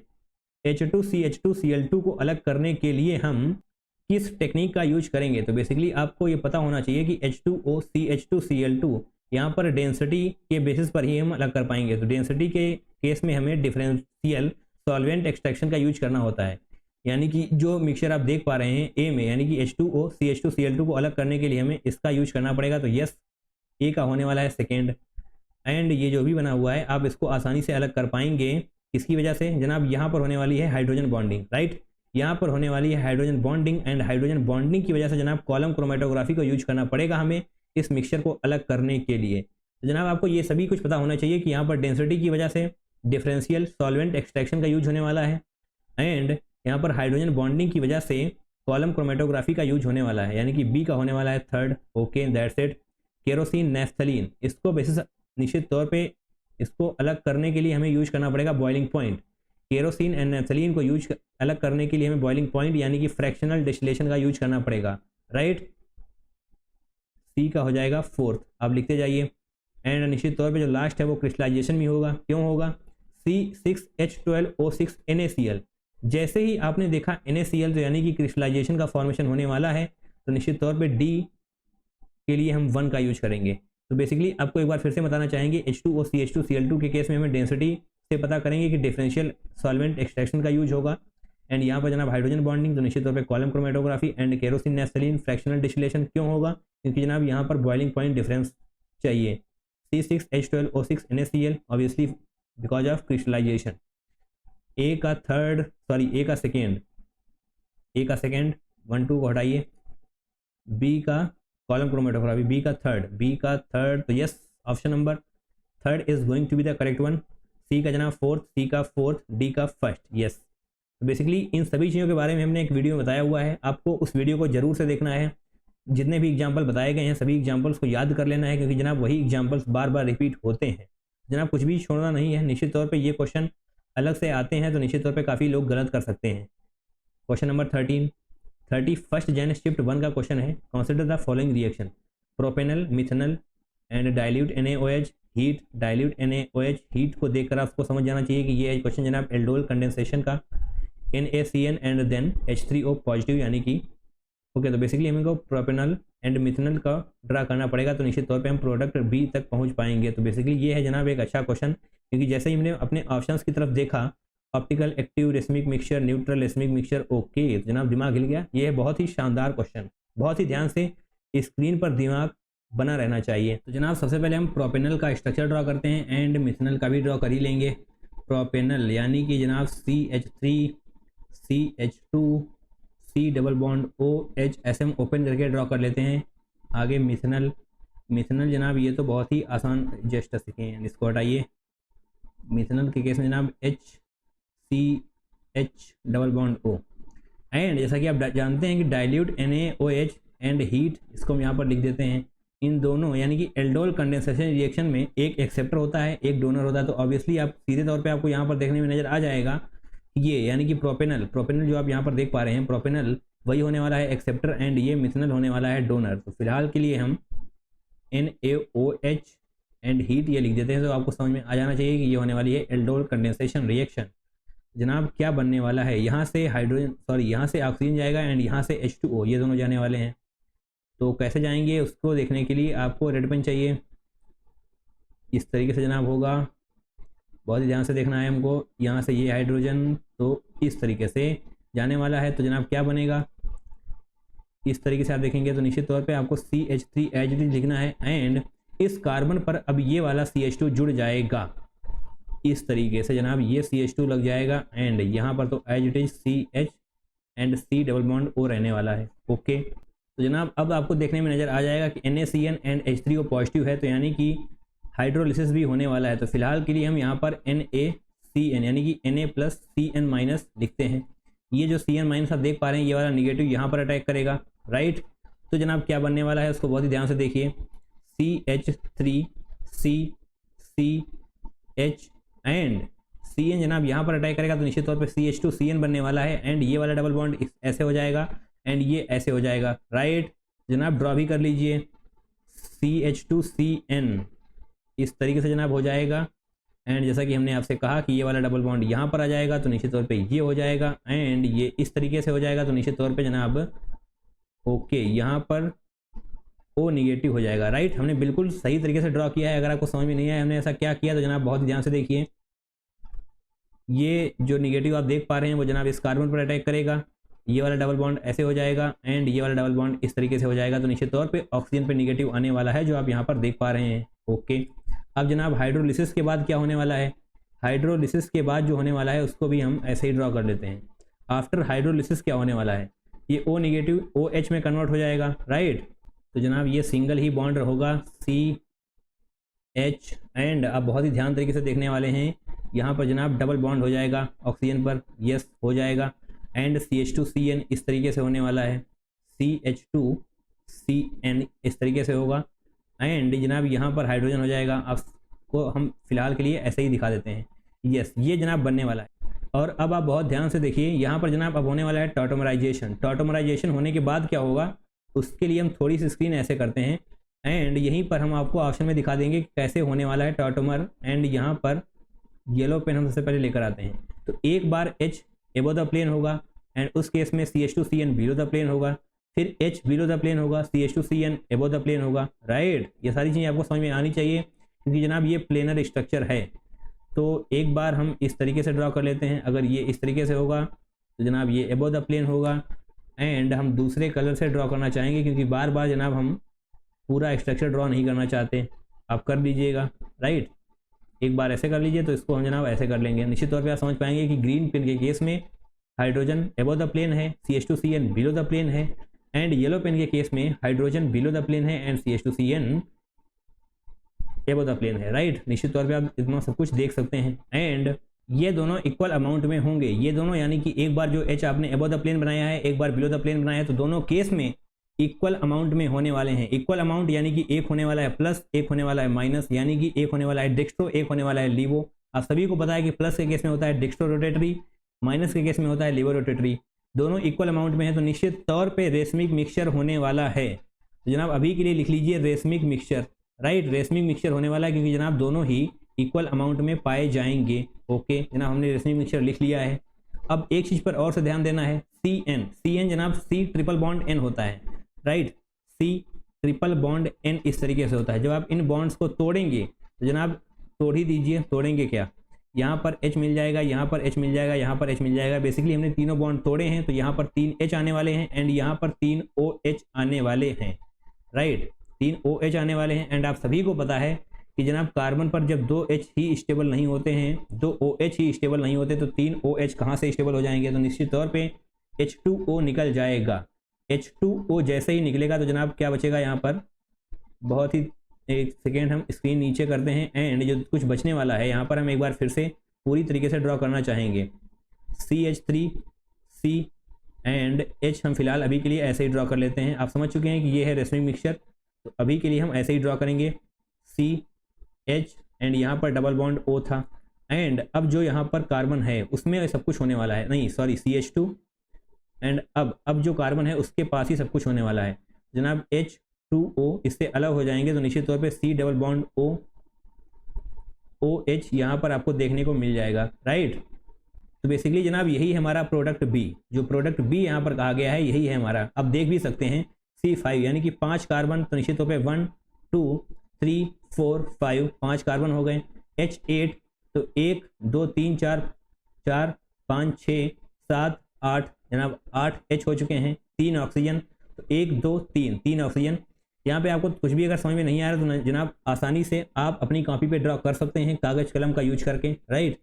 तो आपको आसानी से सब कुछ दिखाई दे जाएगा। एंड अब अपने ऑप्शन की तरफ आते हैं। The correct statement for product B, optically active adds 1 mole of bromine, racemic mixture is neutral racemic mixture and gives a gas with saturated. तो बेसिकली रेशमिक मिक्सचर वाले दोनों हम चेक करेंगे एंड देखेंगे कौन सा सही होगा। Racemic mixture and is neutral, neutral तो जनाब नहीं होगा क्योंकि जनाब ये है acidic, C double bond OH की वजह से ये एसिडिक है तो न्यूट्रल तो नहीं होगा। तो जनाब इसको हटा दीजिए एंड इसको भी हटा ही दीजिए, इसको भी हटा ही दीजिए। रेशमिक मिक्सचर यही सही होने वाला है। आप सभी को पहले ही पता चल चुका है रेशमिक मिक्सचर होगा, तो यस ऑप्शन नंबर 3 ही हमारा सही होगा। एंड जो आगे लिखा हुआ है and gives a gas with saturated NaHCO3 solution. NaHCO3 solution का मतलब हो जाएगा Na plus HCO3 minus, okay. And जो कुछ ये पूरा लिखा हुआ है इसको हम R मान लेते हैं। R C double bond OH लिखते हैं ताकि ये पूरा लिखना ना पड़े और एंड हमको पूरा समझ में आए। फिलहाल हम यहाँ पर सिर्फ ये वाली लाइन समझने वाले हैं, gives a gas with saturated NaHCO3 solution. तो जनाब R ये पूरा R हो जाएगा and C double bond OH, C double bond OH। इसमें आपको कोई भी समस्या नहीं होनी चाहिए, ओके नहीं है जनाब, सभी को समझ में आ रहा है। Na प्लस HCO3 माइनस इस तरीके से लिख लेंगे तो समझने में, इस तरीके से लिख लेंगे तो समझने में बहुत ही आसानी होने वाली है, ओके जनाब होगी आसानी।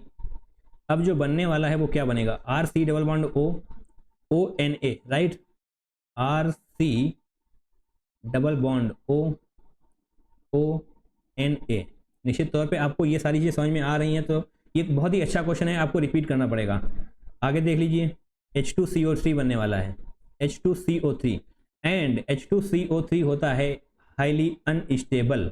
H2CO3 अनस्टेबल होता है तो जनाब किस में ब्रेक हो जाएगा, अपने आप ब्रेक हो जाएगा H2O एंड CO2।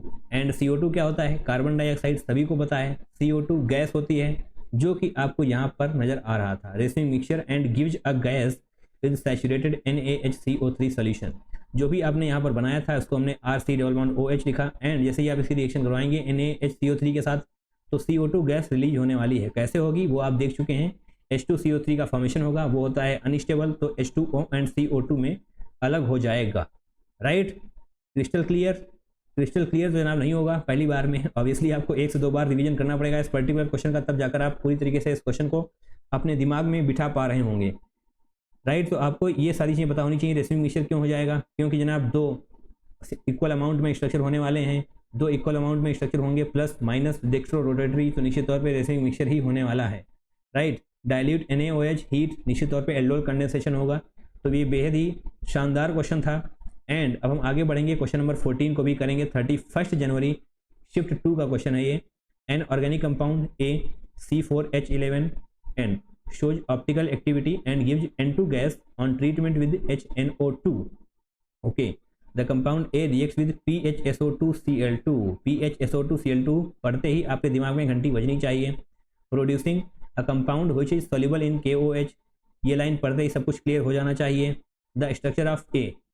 ओके, तो जनाब इसको स्क्रीन को स्क्रॉल करिए, कर लिया हमने। अब समझते हैं इस क्वेश्चन को बहुत ही ध्यान से। PHSO2Cl2 का क्या मतलब है, इसका मतलब है जनाब हिंसबर्ग टेस्ट। आपने हिंसबर्ग टेस्ट के बारे में पढ़ा है, तो ओके अभी हम इसको एक्सप्लेन करते हैं। तो फिलहाल के लिए आप इसको पहली लाइन को पढ़िए। An organic compound A C4H11N shows optical activity and gives N2 gas on treatment with HNO2। Okay, तो बेसिकली हम RNH2 लिख लेते हैं यहाँ पर, RNH2। राइट, तो आपको समझने में आसानी रहेगी। इसकी रिएक्शन अगर हम करवाएं HNO2 के साथ जो आपको यहाँ पर दिया गया है HNO2, तो जनाब क्या बनने वाला है, ध्यान से देखिए, RN2 प्लस एंड बाद में ये अलग हो जाएगा R plus and N2 gas के फॉर्म में। राइट, अगर आप इसको डायरेक्टली देखें तो R plus and N2 gas के फॉर्म में ये अलग हो जाएगा। N2 गैस आप देख पाएंगे। निश्चित तौर पे आपको इससे ये पता चलना चाहिए कि ये है डायाजोटाइजेशन रिएक्शन। डायाजोटाइजेशन रिएक्शन तो निश्चित तौर पे प्राइमरी अमीन होना चाहिए, प्राइमरी अमीन होना चाहिए। नोट कर लीजिए, आगे बढ़ते हैं, सेकेंड लाइन को पढ़ते हैं। यस जनाब, कर लिया नोट, आगे बढ़िए। The compound A reacts with PHSO2Cl2 producing a compound which is soluble in KOH। जनाब इस लाइन कर बेसिस पर ही आप इस क्वेश्चन को सॉल्व कर सकते थे। ओके, आगे यहाँ पर जनाब PHSO2Cl2 को हम ड्रा कर लेते हैं। PH यानी कि फिनाइल, ये हो गया जनाब phenyl as a substituent, benzene as a substituent phenyl होता है, तो यस Cl PH Cl जनाब इस तरीके से हो जाएगा SO2। ये जनाब बनने वाला है हिंसबर्ग टेस्ट के लिए हम यूज करेंगे इसको। ये जनाब हो गई क्लोरीन, एंड जनाब इसकी रिएक्शन होने वाली है कंपाउंड A के साथ। तो कंपाउंड A की रिएक्शन के बाद जो भी कंपाउंड बनेगा उसमें अगर हम KOH डालें, एंड जो आप यहाँ पर लिखा हुआ देख रहे हैं producing compound which is soluble in KOH, तो अगर वो PPT सॉल्युबल हो गई तो जनाब प्राइमरी अमीन होता है। जो भी हमने बोला उसको ध्यान से देखिए। PHSO2Cl2 की जब रिएक्शन करवाएंगे कंपाउंड A के साथ जो भी कंपाउंड बनने वाला है, तो जनाब कंपाउंड A हम लिख लेते हैं यहाँ पर, सॉरी कंपाउंड B लिख लेते हैं, तो आपको आसानी रहेगी समझने में। कंपाउंड B, एंड इसमें अगर हम KOH सोल्यूशन डालें, KOH सोल्यूशन, तो निश्चित तौर पर सॉल्युबल हो जाएगा। राइट, जो आप यहाँ पर दिखा हुआ देख रहे हैं which is soluble in KOH, अगर ये सॉल्युबल है तो निश्चित तौर पर प्राइमरी अमीन ही होगा, तो प्राइमरी अमीन ही होने वाला है। आप अभी तक इतना समझ चुके हैं, प्राइमरी अमीन। जनाब कलर चेंज कर लीजिए क्योंकि अभी ऑप्शन की तरफ जाने का वक्त आ चुका है। रेड पेन हम वापस लेकर आएंगे। प्राइमरी अमीन के ही ऑप्शन को बचा के रखिए, बाकी सबको उड़ा दीजिए। जनाब इसको हटा दीजिए, ये प्राइमरी अमीन बिल्कुल नहीं है, टर्शरी अमीन हो जाएगा, एंड ये है जनाब सेकेंडरी अमीन, तो इसको भी हटा दीजिए। ऑप्शन नंबर 4 ये है जनाब प्राइमरी अमीन, ऑप्शन नंबर 1 ये भी है प्राइमरी अमीन। ओके, तो इन दोनों ऑप्शन में से कौन सा ऑप्शन सही होगा ये हम कैसे पता करेंगे। ओके, तो दोबारा ये देखिए जनाब, ऑप्टिकल एक्टिविटी, सभी इन्फॉर्मेशन आपको क्वेश्चन में दी गई है। ऑप्टिकल एक्टिविटी, ऑप्टिकल एक्टिविटी सोच optical activity means chiral carbon होना चाहिए, कायरल कार्बन होना चाहिए। तो जनाब option number 1 and option number 4 को देखिए, निश्चित तौर पे आप पहली ही नज़र में बता देंगे कि ऑप्शन नंबर 4 ही सही होगा, क्योंकि जनाब ये है कायरल कार्बन। राइट, इस तरफ अलग है, इस तरफ अलग है, इस तरफ अलग है, एंड ऊपर हाइड्रोजन हो जाएगा। तो निश्चित तौर पे ऑप्शन नंबर 4 सही होगा। तो ये क्वेश्चन भी एक अच्छा क्वेश्चन था, राइट। निश्चित तौर पे आपको इस क्वेश्चन को प्रैक्टिस करना पड़ेगा। कुछ क्वेश्चन जनाब जीओसी में काफ़ी अच्छे पूछे गए हैं, तो आपको उन क्वेश्चंस की प्रैक्टिस करनी पड़ेगी ताकि आपसे वो क्वेश्चन दोबारा गलत ना हो। क्वेश्चन नंबर 15 को देखिए जनाब, 31 जन शिफ्ट 2 का क्वेश्चन है, इन ड्यूमास मेथड। तो जनाब ये पढ़ते ही आपको हमारा रिवीजन वीडियो याद आना चाहिए। Dumas method for the estimation of nitrogen, basically nitrogen के एस्टिमेशन के लिए ड्यूमास मेथड का यूज करते हैं हम। The sample is heated with copper oxide and the gas evolve is passed over. सभी को पता है जनाब इसका आंसर क्या होगा, बट उससे पहले हम ड्यूमास मेथड का थोड़ा सा एक्सप्लेनेशन देना चाहेंगे। ड्यूमास मेथड होता है एस्टिमेशन ऑफ नाइट्रोजन के लिए, जो आपको पता चल चुका है, एंड यहाँ पर होता है ऑर्गेनिक कंपाउंड जिसके पास होता है नाइट्रोजन प्लस CuO यानी कि कॉपर ऑक्साइड, जो आप यहाँ पर लिखा हुआ देख पा रहे हैं, CuO प्लस CO2 जो कि हमको एटमॉस्फेयर से ही मिल जाती है। जनाब इसको ड्रॉ करिए, एंड अब जो बनने वाला है वो जनाब क्या क्या बनेगा, CO2 बनेगा, H2O बनेगा, Cu बनेगा, एंड जनाब क्या बनने वाला है, Cu, एंड जनाब Cu यानी कि कॉपर बनने वाला है, एंड साथ में N2 यानी कि नाइट्रोजन गैस का फॉर्मेशन होने वाला है। एंड इन सभी को हम कॉपर गेज के ऊपर से पास करवाते हैं ओवर KOH सॉल्यूशन, एंड इसको हम KOH सॉल्यूशन के ऊपर कलेक्ट करते हैं, एंड साथ में कॉपर प्लस नाइट्रोजन भी बनने वाला है यानी कि N2। जनाब C पूरा कर लीजिए, कॉपर, एंड जो कुछ भी यहाँ पर बनता है उसको हम पास करवाते हैं कॉपर गेज के ऊपर से, राइट। तो निश्चित तौर पे इसको हम कॉपर गेज से पास करवाते हैं, तो ऑप्शन नंबर 2 ही हमारा सही हो जाएगा। कॉपर गेज आप लिखा हुआ देख पा रहे हैं, gas evolve is passed over copper gauge, right. तो इसको हम कॉपर गेज के ऊपर से पास करवाते हैं एंड कलेक्ट करते हैं KOH सॉल्यूशन के ऊपर टू एस्टिमेट नाइट्रोजन। बाकी वो आपके काम का नहीं है इस पर्टिकुलर क्वेश्चन के लिए। एंड आप साइड में देखिए, हमने ड्यूमास मेथड के बारे में अपने रिवीजन वीडियो में बता रखा है, तो आपको वो वीडियो देखना ही देखना है एट एनी कॉस्ट। काफ़ी सारे इंपॉर्टेंट टॉपिक कवर किए गए हैं उस पर्टिकुलर वीडियो में। Now question number 16, in the following halogenated organic compounds the one with maximum number of chlorine atoms in its structure. तो बेसिकली इन चारों के स्ट्रक्चर आपको याद होने चाहिए, तभी आप इस क्वेश्चन को कर पाएंगे। Chloral, gammexane, chloropicrin, freon 12। And हमें जनाब याद है कि ये चारों स्ट्रक्चर पहले भी PYQs में पूछे जा चुके हैं, तो जनाब PYQs करना काफ़ी ज़्यादा इंपॉर्टेंट है, तभी आप ऐसे क्वेश्चंस को क्रैक कर पाएंगे। तो क्लोरल का जनाब स्ट्रक्चर क्या होता है, यहाँ पर हम ड्रॉ करेंगे Cl3 यानी कि जनाब 3 क्लोरीन होते हैं, carbon and double bond O and H, इस तरीके से कर लीजिए, ओके। एंड गामाक्सिन का स्ट्रक्चर यहाँ पर ड्रॉ कर लेते हैं हम, ताकि हमारे पास स्पेस की कोई भी दिक्कत नहीं होनी चाहिए। गामाक्सिन का स्ट्रक्चर यहाँ पर जनाब 6 क्लोरीन होते हैं इन सभी से ऐड होते हुए, राइट। हम फिलहाल यहाँ पर लिख ही देते हैं chlorine chlorine chlorine chlorine and chlorine, and last में भी जनाब क्लोरीन ही होने वाला है, ओके। अब बारी है क्लोरोपिक्रिन की। जनाब क्लोरोपिक्रिन कैसे होता है ये भी बहुत ही ध्यान से देखिए, एंड जनाब यहाँ पर भी 3 क्लोरीन ही होते हैं, बट इस तरीके से आप ड्रॉ करिए तो आपको समझने में आसानी रहेगी, राइट। एंड इसको कंप्लीट करिए, एंड यहाँ पर होता है NO2। तो बेसिकली ये स्ट्रक्चर्स आपको याद होने चाहिए। अब बारी है जनाब फ्रियोन 12 की, तो फ्रियोन 12 का स्ट्रक्चर हम यहाँ पर ड्रॉ कर लेते हैं। यहाँ पर जनाब 2 क्लोरीन होते हैं, इस तरीके से यहाँ पर जनाब फ्लोरीन हो जाएगा, यहाँ पर भी फ्लोरीन हो जाएगा, एंड यहाँ पर हो जाएगा क्लोरीन, राइट। ये हो जाएगा स्ट्रक्चर फ्रियोन 12 का। तो निश्चित तौर पर अभी ये क्वेश्चन बहुत ही आसान हो चुका है, एंड ऑप्शन नंबर 2 सही होगा, क्योंकि हमसे पूछा गया था maximum number of chlorine atoms. तो यहाँ पर है 6 क्लोरीन के एटम, क्लोरल में है 3, यहाँ पर भी 3, यहाँ पर 2, ओके। तो ये वाला क्वेश्चन आसान था, बट अगर आपको स्ट्रक्चर आते हैं तो, अदरवाइज ये क्वेश्चन भी काफ़ी अच्छा क्वेश्चन है। ये स्ट्रक्चर्स बेसिकली सभी को याद नहीं होंगे। Question number 17, resonance in carbonate ion CO3 2 negative is. Yes, आगे पूछा क्या गया है, आगे भी पढ़ ही लेते हैं। Which of the following is true. Number 1, 4 option दिए हुए हैं। It is possible to identify each structure individually by some physical और केमिकल मेथड, ओके। तो जनाब ये है हमारे पास रेजोनेटिंग स्ट्रक्चर CO3 के, एंड कौन सा सही होने वाला है, ऑप्शन आप यहाँ पर ध्यान से देखिए। It is possible to identify each structure individually by some physical और केमिकल मेथड, नहीं, ऐसा नहीं होगा। कैसे, क्यों नहीं होगा, इसके लिए आप यहाँ पर आइए, आपको कॉन्सेप्ट भी समझ में आने चाहिए।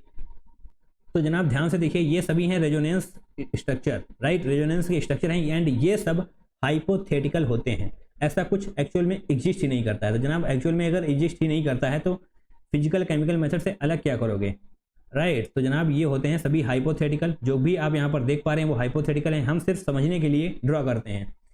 एंड जो एवरेज होता है उसका वो होता है रियल। एवरेज कौन सा होता है, CO3 माइनस, जनाब यहाँ पर जगह नहीं है, हम यहाँ पर ही ड्रॉ कर लेते हैं। इस तरीके से जनाब हो जाएगा, CO3 माइनस है, 3 ऑक्सीजन लगेंगे, 3 ऑक्सीजन हमने लगा दिए। एंड अब जो बनने वाला है वो ध्यान से देखिए, इस तरीके का जनाब बॉन्ड होता है, डॉटेड। कंप्लीट बॉन्ड नहीं है, ये सिर्फ आधा बॉन्ड आप बोल सकते हैं इस तरीके से, राइट। ये जो हम बना रहे हैं ये है रियल स्ट्रक्चर, ये कोई हाइपोथेटिकल नहीं है। एंड 2 नेगेटिव था तो जनाब होल्ड 2 नेगेटिव हम कर देंगे, राइट। कोई भी ऑक्सीजन पर नेगेटिव लगाने की जरूरत आपको नहीं है। ये है जनाब रियल स्ट्रक्चर जो इन तीनों का एवरेज है, right, that is average of all these 3। ये जनाब रेजोनेंस हाइब्रिड इसको हम बोलते हैं। एंड जो ऊपर आप देख पा रहे हैं वो है सभी रेजोनेंस स्ट्रक्चर यानी कि हाइपोथेटिकल, एंड ये है रियल। तो जनाब रियल है तो निश्चित तौर पे अब आप यहाँ पर आइए, ऊपर वाले सभी हाइपोथेटिकल हैं। तो जनाब it is possible to identify each structure, कहाँ आइडेंटिफाई कर लोगे जब जनाब ऐसा कुछ रियल में है ही नहीं। Number 2, all these structures are in dynamic equilibrium with each other. Okay, नहीं, बिल्कुल नहीं, हटा दीजिए इसको भी। Each structure exist for equal amount of time, जब जनाब है ही नहीं तो कहाँ से एग्जिस्ट कर जाएगा। तीनों का रीजन सेम ही है, जब हाइपोथेटिकल है तो जनाब कैसे कैसे, how is this possible, how is this possible, right. तो ऑप्शन नंबर 4 ही सही होगा। क्यों सही होगा, CO3 negative has a single structure that is resonance hybrid of the above 3 structure. Exact same line Hindi में ही हमने बोली थी इसको ड्रॉ करते वक्त। ये है रेजोनेंस हाइब्रिड, रियल स्ट्रक्चर है, सिंगल स्ट्रक्चर होगा, and average of all these 3 structures. जनाब ये क्वेश्चन भी आपको आना चाहिए।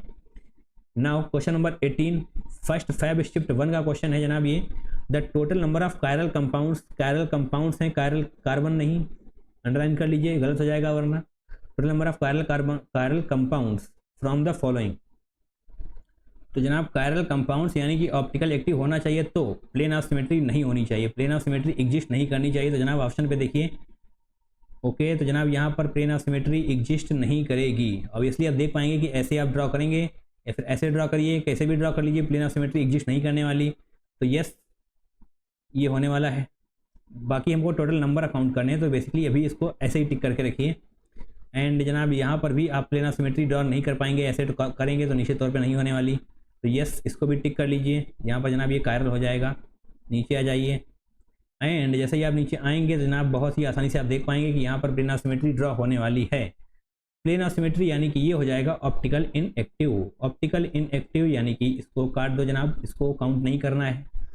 एंड यहाँ पर भी जनाब प्लेन ऑफ सिमेट्री इस तरीके से ड्रॉ हो ही जाएगी। ये भी होने वाला है ऑप्टिकल इनएक्टिव, तो जनाब ये भी नहीं होगा। ऊपर वाले 2 अभी तक मिले हैं। एंड यहाँ पर भी जनाब देख ही लीजिए, नो कॉस यानी कि no plane of symmetry, centre of symmetry chiral. And इसको भी जब आप ऐसे करेंगे तो यस, आपको डेफिनेटली प्लेन ऑफ सिमेट्री नज़र आ जाएगी। ये COOH यानी कि कार्बोक्सिलिक एसिड ही है। हो सकता है आपको कंफ्यूज करने के लिए ऐसा दिया गया हो, CO2, कंफ्यूज नहीं होना है, C double bond OH, C double bond OH same ही है जनाब। यहाँ पर भी प्लेन ऑफ सिमेट्री है, तो जनाब ये भी ऑप्टिकल इनएक्टिव होने वाले हैं। तो जनाब इसको सब कुछ को हटा दीजिए। निश्चित तौर पे इसका आंसर होने वाला है 2। ऊपर वाले जो दोनों हैं वही कायरल कंपाउंड्स होंगे, बाकी के नीचे जो आप 3 देख कर आए हैं वो कायरल कंपाउंड नहीं होने वाले, राइट। अब नीचे आ जाइए, एंड ये जो आप देख पा रहे हैं वो आई थिंक ये वाला ड्रॉ किया गया है, राइट। जो पहला वाला है उसको हमने सही तरीके से ड्रॉ करने की कोशिश करी है, तो निश्चित तौर पे ये वाला अब अलग ना मानिएगा, इसको हम अभी के लिए ऐसे ही क्रॉस कर देते हैं। ओके, तो इन सभी चीज़ों को आप समझ पाएंगे जैसे ही आप प्रिंट आउट निकलवाएंगे। तो नाउ क्वेश्चन नंबर 19 जनाब, अब लास्ट क्वेश्चन की तरफ हम बढ़ रहे हैं बहुत ही तेज़ी से। फर्स्ट फैब शिफ्ट 2 का क्वेश्चन है ये। All structures given below are of vitamin C, most stable of them. तो जनाब ये चारों स्ट्रक्चर विटामिन सी के हैं, जैसा कि यहाँ पर बताया गया है हमको। मोस्ट स्टेबल कौन होगा, ध्यान से देखिए, मोस्ट स्टेबल वही होगा जहाँ पर हाइड्रोजन बॉन्डिंग हो जाएगी, राइट। हाइड्रोजन बॉन्डिंग के केस में ही मोस्ट स्टेबल होने वाला है। तो पहला देखिए, यस यही तो है, यहाँ पर जनाब आपको हाइड्रोजन बॉन्डिंग देखने को मिलेगी, तो जनाब यही होने वाला है मोस्ट स्टेबल। तो टिक कर दीजिए। आगे देख लीजिए, कहीं पर भी हाइड्रोजन बॉन्डिंग आपको देखने को नहीं मिलेगी। आगे बढ़िए, 19वां क्वेश्चन कर लिया। अब आई थिंक हमें सिर्फ और सिर्फ 2 क्वेश्चन और करने हैं। Question number 20, first Feb shift 2 को जनाब ये क्वेश्चन पूछा गया था, एंड ये है स्टेटमेंट टाइप क्वेश्चन। तो basically statement type question at the end आ ही गया। Sulphanilic acid gives esterification test for carboxylic acid जनाब स्क्रीन पर देखिए, ये सब कुछ हम डिस्क्राइब कर चुके हैं आपको इस पर्टिकुलर वीडियो में। Okay, sulphanilic acid gives red colour in Lassaigne's test for extra element detection, ये भी हम कर चुके हैं। तो अगर जनाब कर चुके हैं तो एक बार फिर से हम आपको बताना चाहेंगे, बट सबसे पहले आपको ये पता होना चाहिए कि सल्फेनिलिक एसिड का स्ट्रक्चर कैसा होगा। तो जनाब बहुत ही ध्यान से देखिए, NH2 के बजाय हम H2N लिख लेते हैं तो आपको समझने में आसानी रहेगी। एंड ये जनाब इस तरीके से हो जाएगा, एंड साथ में SOH, यहाँ पर जनाब डबल बॉन्ड O, ये समझने में आपको बिल्कुल भी दिक्कत नहीं होनी चाहिए, राइट। ये होता है सल्फेनिलिक एसिड, जो आप यहाँ पर देख पा रहे हैं, सल्फेनिलिक एसिड। ओके, एंड इसकी रिएक्शन आप चाहें जैसे भी करा लें, स्टेरिफिकेशन टेस्ट नहीं आने वाला। स्टेरिफिकेशन टेस्ट के लिए बेसिकली हमको C double bond OH and OH यानी कि कार्बोक्सिलिक एसिड एंड फिनॉल की आवश्यकता पड़ती है। तो जनाब कैसे पड़ती है उसको हम यहाँ पर लिखते हैं RC डबल बॉन्ड OH। तो बेसिकली आपको ये पता चल चुका है कि ये वाला स्टेटमेंट गलत है। क्यों गलत है? क्योंकि यहाँ पर ऐसा कुछ होता नहीं है। स्टेरिफिकेशन के लिए जो हम लिखने वाले हैं वो इसको ध्यान से देखिए, ऐसे होता है स्टेरिफिकेशन टेस्ट। स्टेरिफिकेशन यानी कि जनाब ईस्टर का फॉर्मेशन करना पड़ेगा। ईस्टर यानी कि RC double bond OR, right, RC double bond OR, ये होता है जनाब ईस्टर, राइट। एंड ईस्टर का फॉर्मेशन हम कैसे करेंगे? जब यहाँ पर RC डबल बॉन्ड OH होगा और OH होगा तो निश्चित तौर पे ईस्टर का फॉर्मेशन होने वाला है। तो जो कुछ लिखा है ये है गलत, निश्चित तौर पे ईस्टर का फॉर्मेशन ऐसे होगा। And statement 2, sulphanilic acid gives red colour in Lassaigne's test for extra element detection. Red colour आपको इसके बारे में हम ऑलरेडी डिस्क्राइब कर चुके हैं जनाब, साइड में देखिए, राइट। एंड कैसे सल्फेनिलिक एसिड का कॉन्सेप्ट यहाँ पर कैसे हो जाएगा, स्ट्रक्चर को ध्यान से देखिए, सल्फर है, नाइट्रोजन है, कार्बन तो बहुत सारे हैं। तो निश्चित तौर पे यानी कि यहाँ पर सल्फर भी है, कार्बन भी है एंड नाइट्रोजन भी है। तो निश्चित तौर पे जो फॉर्मेशन होने वाला है वो कैसे होगा, ये क्या हो चुका है। ओके, कोई दिक्कत नहीं जनाब। ऑर्गेनिक कंपाउंड, थोड़ी सी स्क्रीन ऊपर कर लेते हैं, प्लस इस ऑर्गेनिक कंपाउंड यानी कि यहाँ पर सल्फेनिलिक एसिड को हम ऑर्गेनिक कंपाउंड की तरह लिख रहे हैं। यहाँ पर नाइट्रोजन, सल्फर, कार्बन सब कुछ है इसमें। एंड जब हम इसकी रिएक्शन कराएंगे सोडियम के साथ तो जो बनने वाला है वो क्या बनेगा, NaSCN। एंड ये होता है ब्लड रेड कलर का। तो निश्चित तौर पे वही रेड कलर आपको दिखाई देगा, NaCN का फॉर्मेशन होगा, ब्लड रेड कलर आपको दिखाई देगा। तो यस, स्टेटमेंट 2 भी सही हो जाएगा। 2 भी नहीं जनाब, ओनली 2, क्योंकि स्टेटमेंट 1 है गलत। Statement 1 is incorrect, statement 2 is correct. तो yes, option number 4 question number 20 का सही होगा। आगे बढ़िए, क्वेश्चन नंबर 21। तो जनाब ये है हमारे आज का लास्ट क्वेश्चन, इसको भी कर लीजिए, उसके बाद टाटा बाय बाय बोलते हैं। टेस्टोस्टेरोन, तो जनाब ये है testosterone, which is a steroidal hormone. तो इसका कोई काम है नहीं हमें। The total number of asymmetric carbon यानी कि कायरल कार्बन हमको ढूंढने हैं। ढूंढ लीजिए जनाब कायरल कार्बन। एक ये हो जाएगा, ऑब्वियसली OH अलग है, इस यहाँ पर एक हाइड्रोजन होगा एंड ये सभी कुछ अलग है। निश्चित तौर पर चारों अलग होने चाहिए। एक ये भी हो जाएगा, एक ये हो जाएगा, ये तो नहीं होगा, ये भी नहीं होगा, ये एक हो जाएगा, एक ये हो जाएगा, एंड और जनाब कोई होगा, यस एक और हो जाएगा। यहाँ पर तो डबल बॉन्ड है, डबल बॉन्ड, सिंगल। ओके, तो 1 2 3 4 5 6, तो बेसिकली 6 कायरल कार्बन्स होने वाले हैं, यानी कि एसिमेट्रिक कार्बन 6 होंगे। तो यस, यहाँ पर हम 6 लिखेंगे एंड आई होप यही हमारा सही आंसर भी होगा। ऑब्वियसली यही सही आंसर होगा। तो निश्चित तौर पे मैंने 21 क्वेश्चंस को क्रैक किया, आपने हमारे साथ बैठकर 21 क्वेश्चंस किए, ये जनाब आपको आंसर की मिल जाएगी। तो जनाब 21 क्वेश्चंस करने के लिए आप सभी का बहुत बहुत धन्यवाद। Thank you so much from the bottom of the heart, right, निश्चित तौर पे हार्ट नहीं हार्ट बोलेंगे। Thank you so much from the bottom of the heart. निश्चित तौर पे आपको इन क्वेश्चंस की प्रैक्टिस दोबारा से करनी है, ताकि ऐसे कोई भी क्वेश्चन आपसे गलत ना हो दोबारा, राइट। जो क्वेश्चन टफ हैं वो आपको निश्चित तौर पे एक बार में समझ में नहीं आने वाले। एंड हमने 2022, 23, 24 सभी ईयर के PYQs करा दिए हैं चैप्टर वाइज। अगर कुछ नहीं हुआ है तो जनाब आगे आने वाले वक्त में वो भी कराया जा रहा होगा। अभी के लिए हमारे चैनल को सब्सक्राइब करिए एंड जुड़ जाइए, ताकि आपसे ये ऐसा क्वालिटी कंटेंट मिस ना हो, राइट। तो जनाब मिलते हैं किसी नेक्स्ट वीडियो में। Till then take care, tata bye bye and I love you all.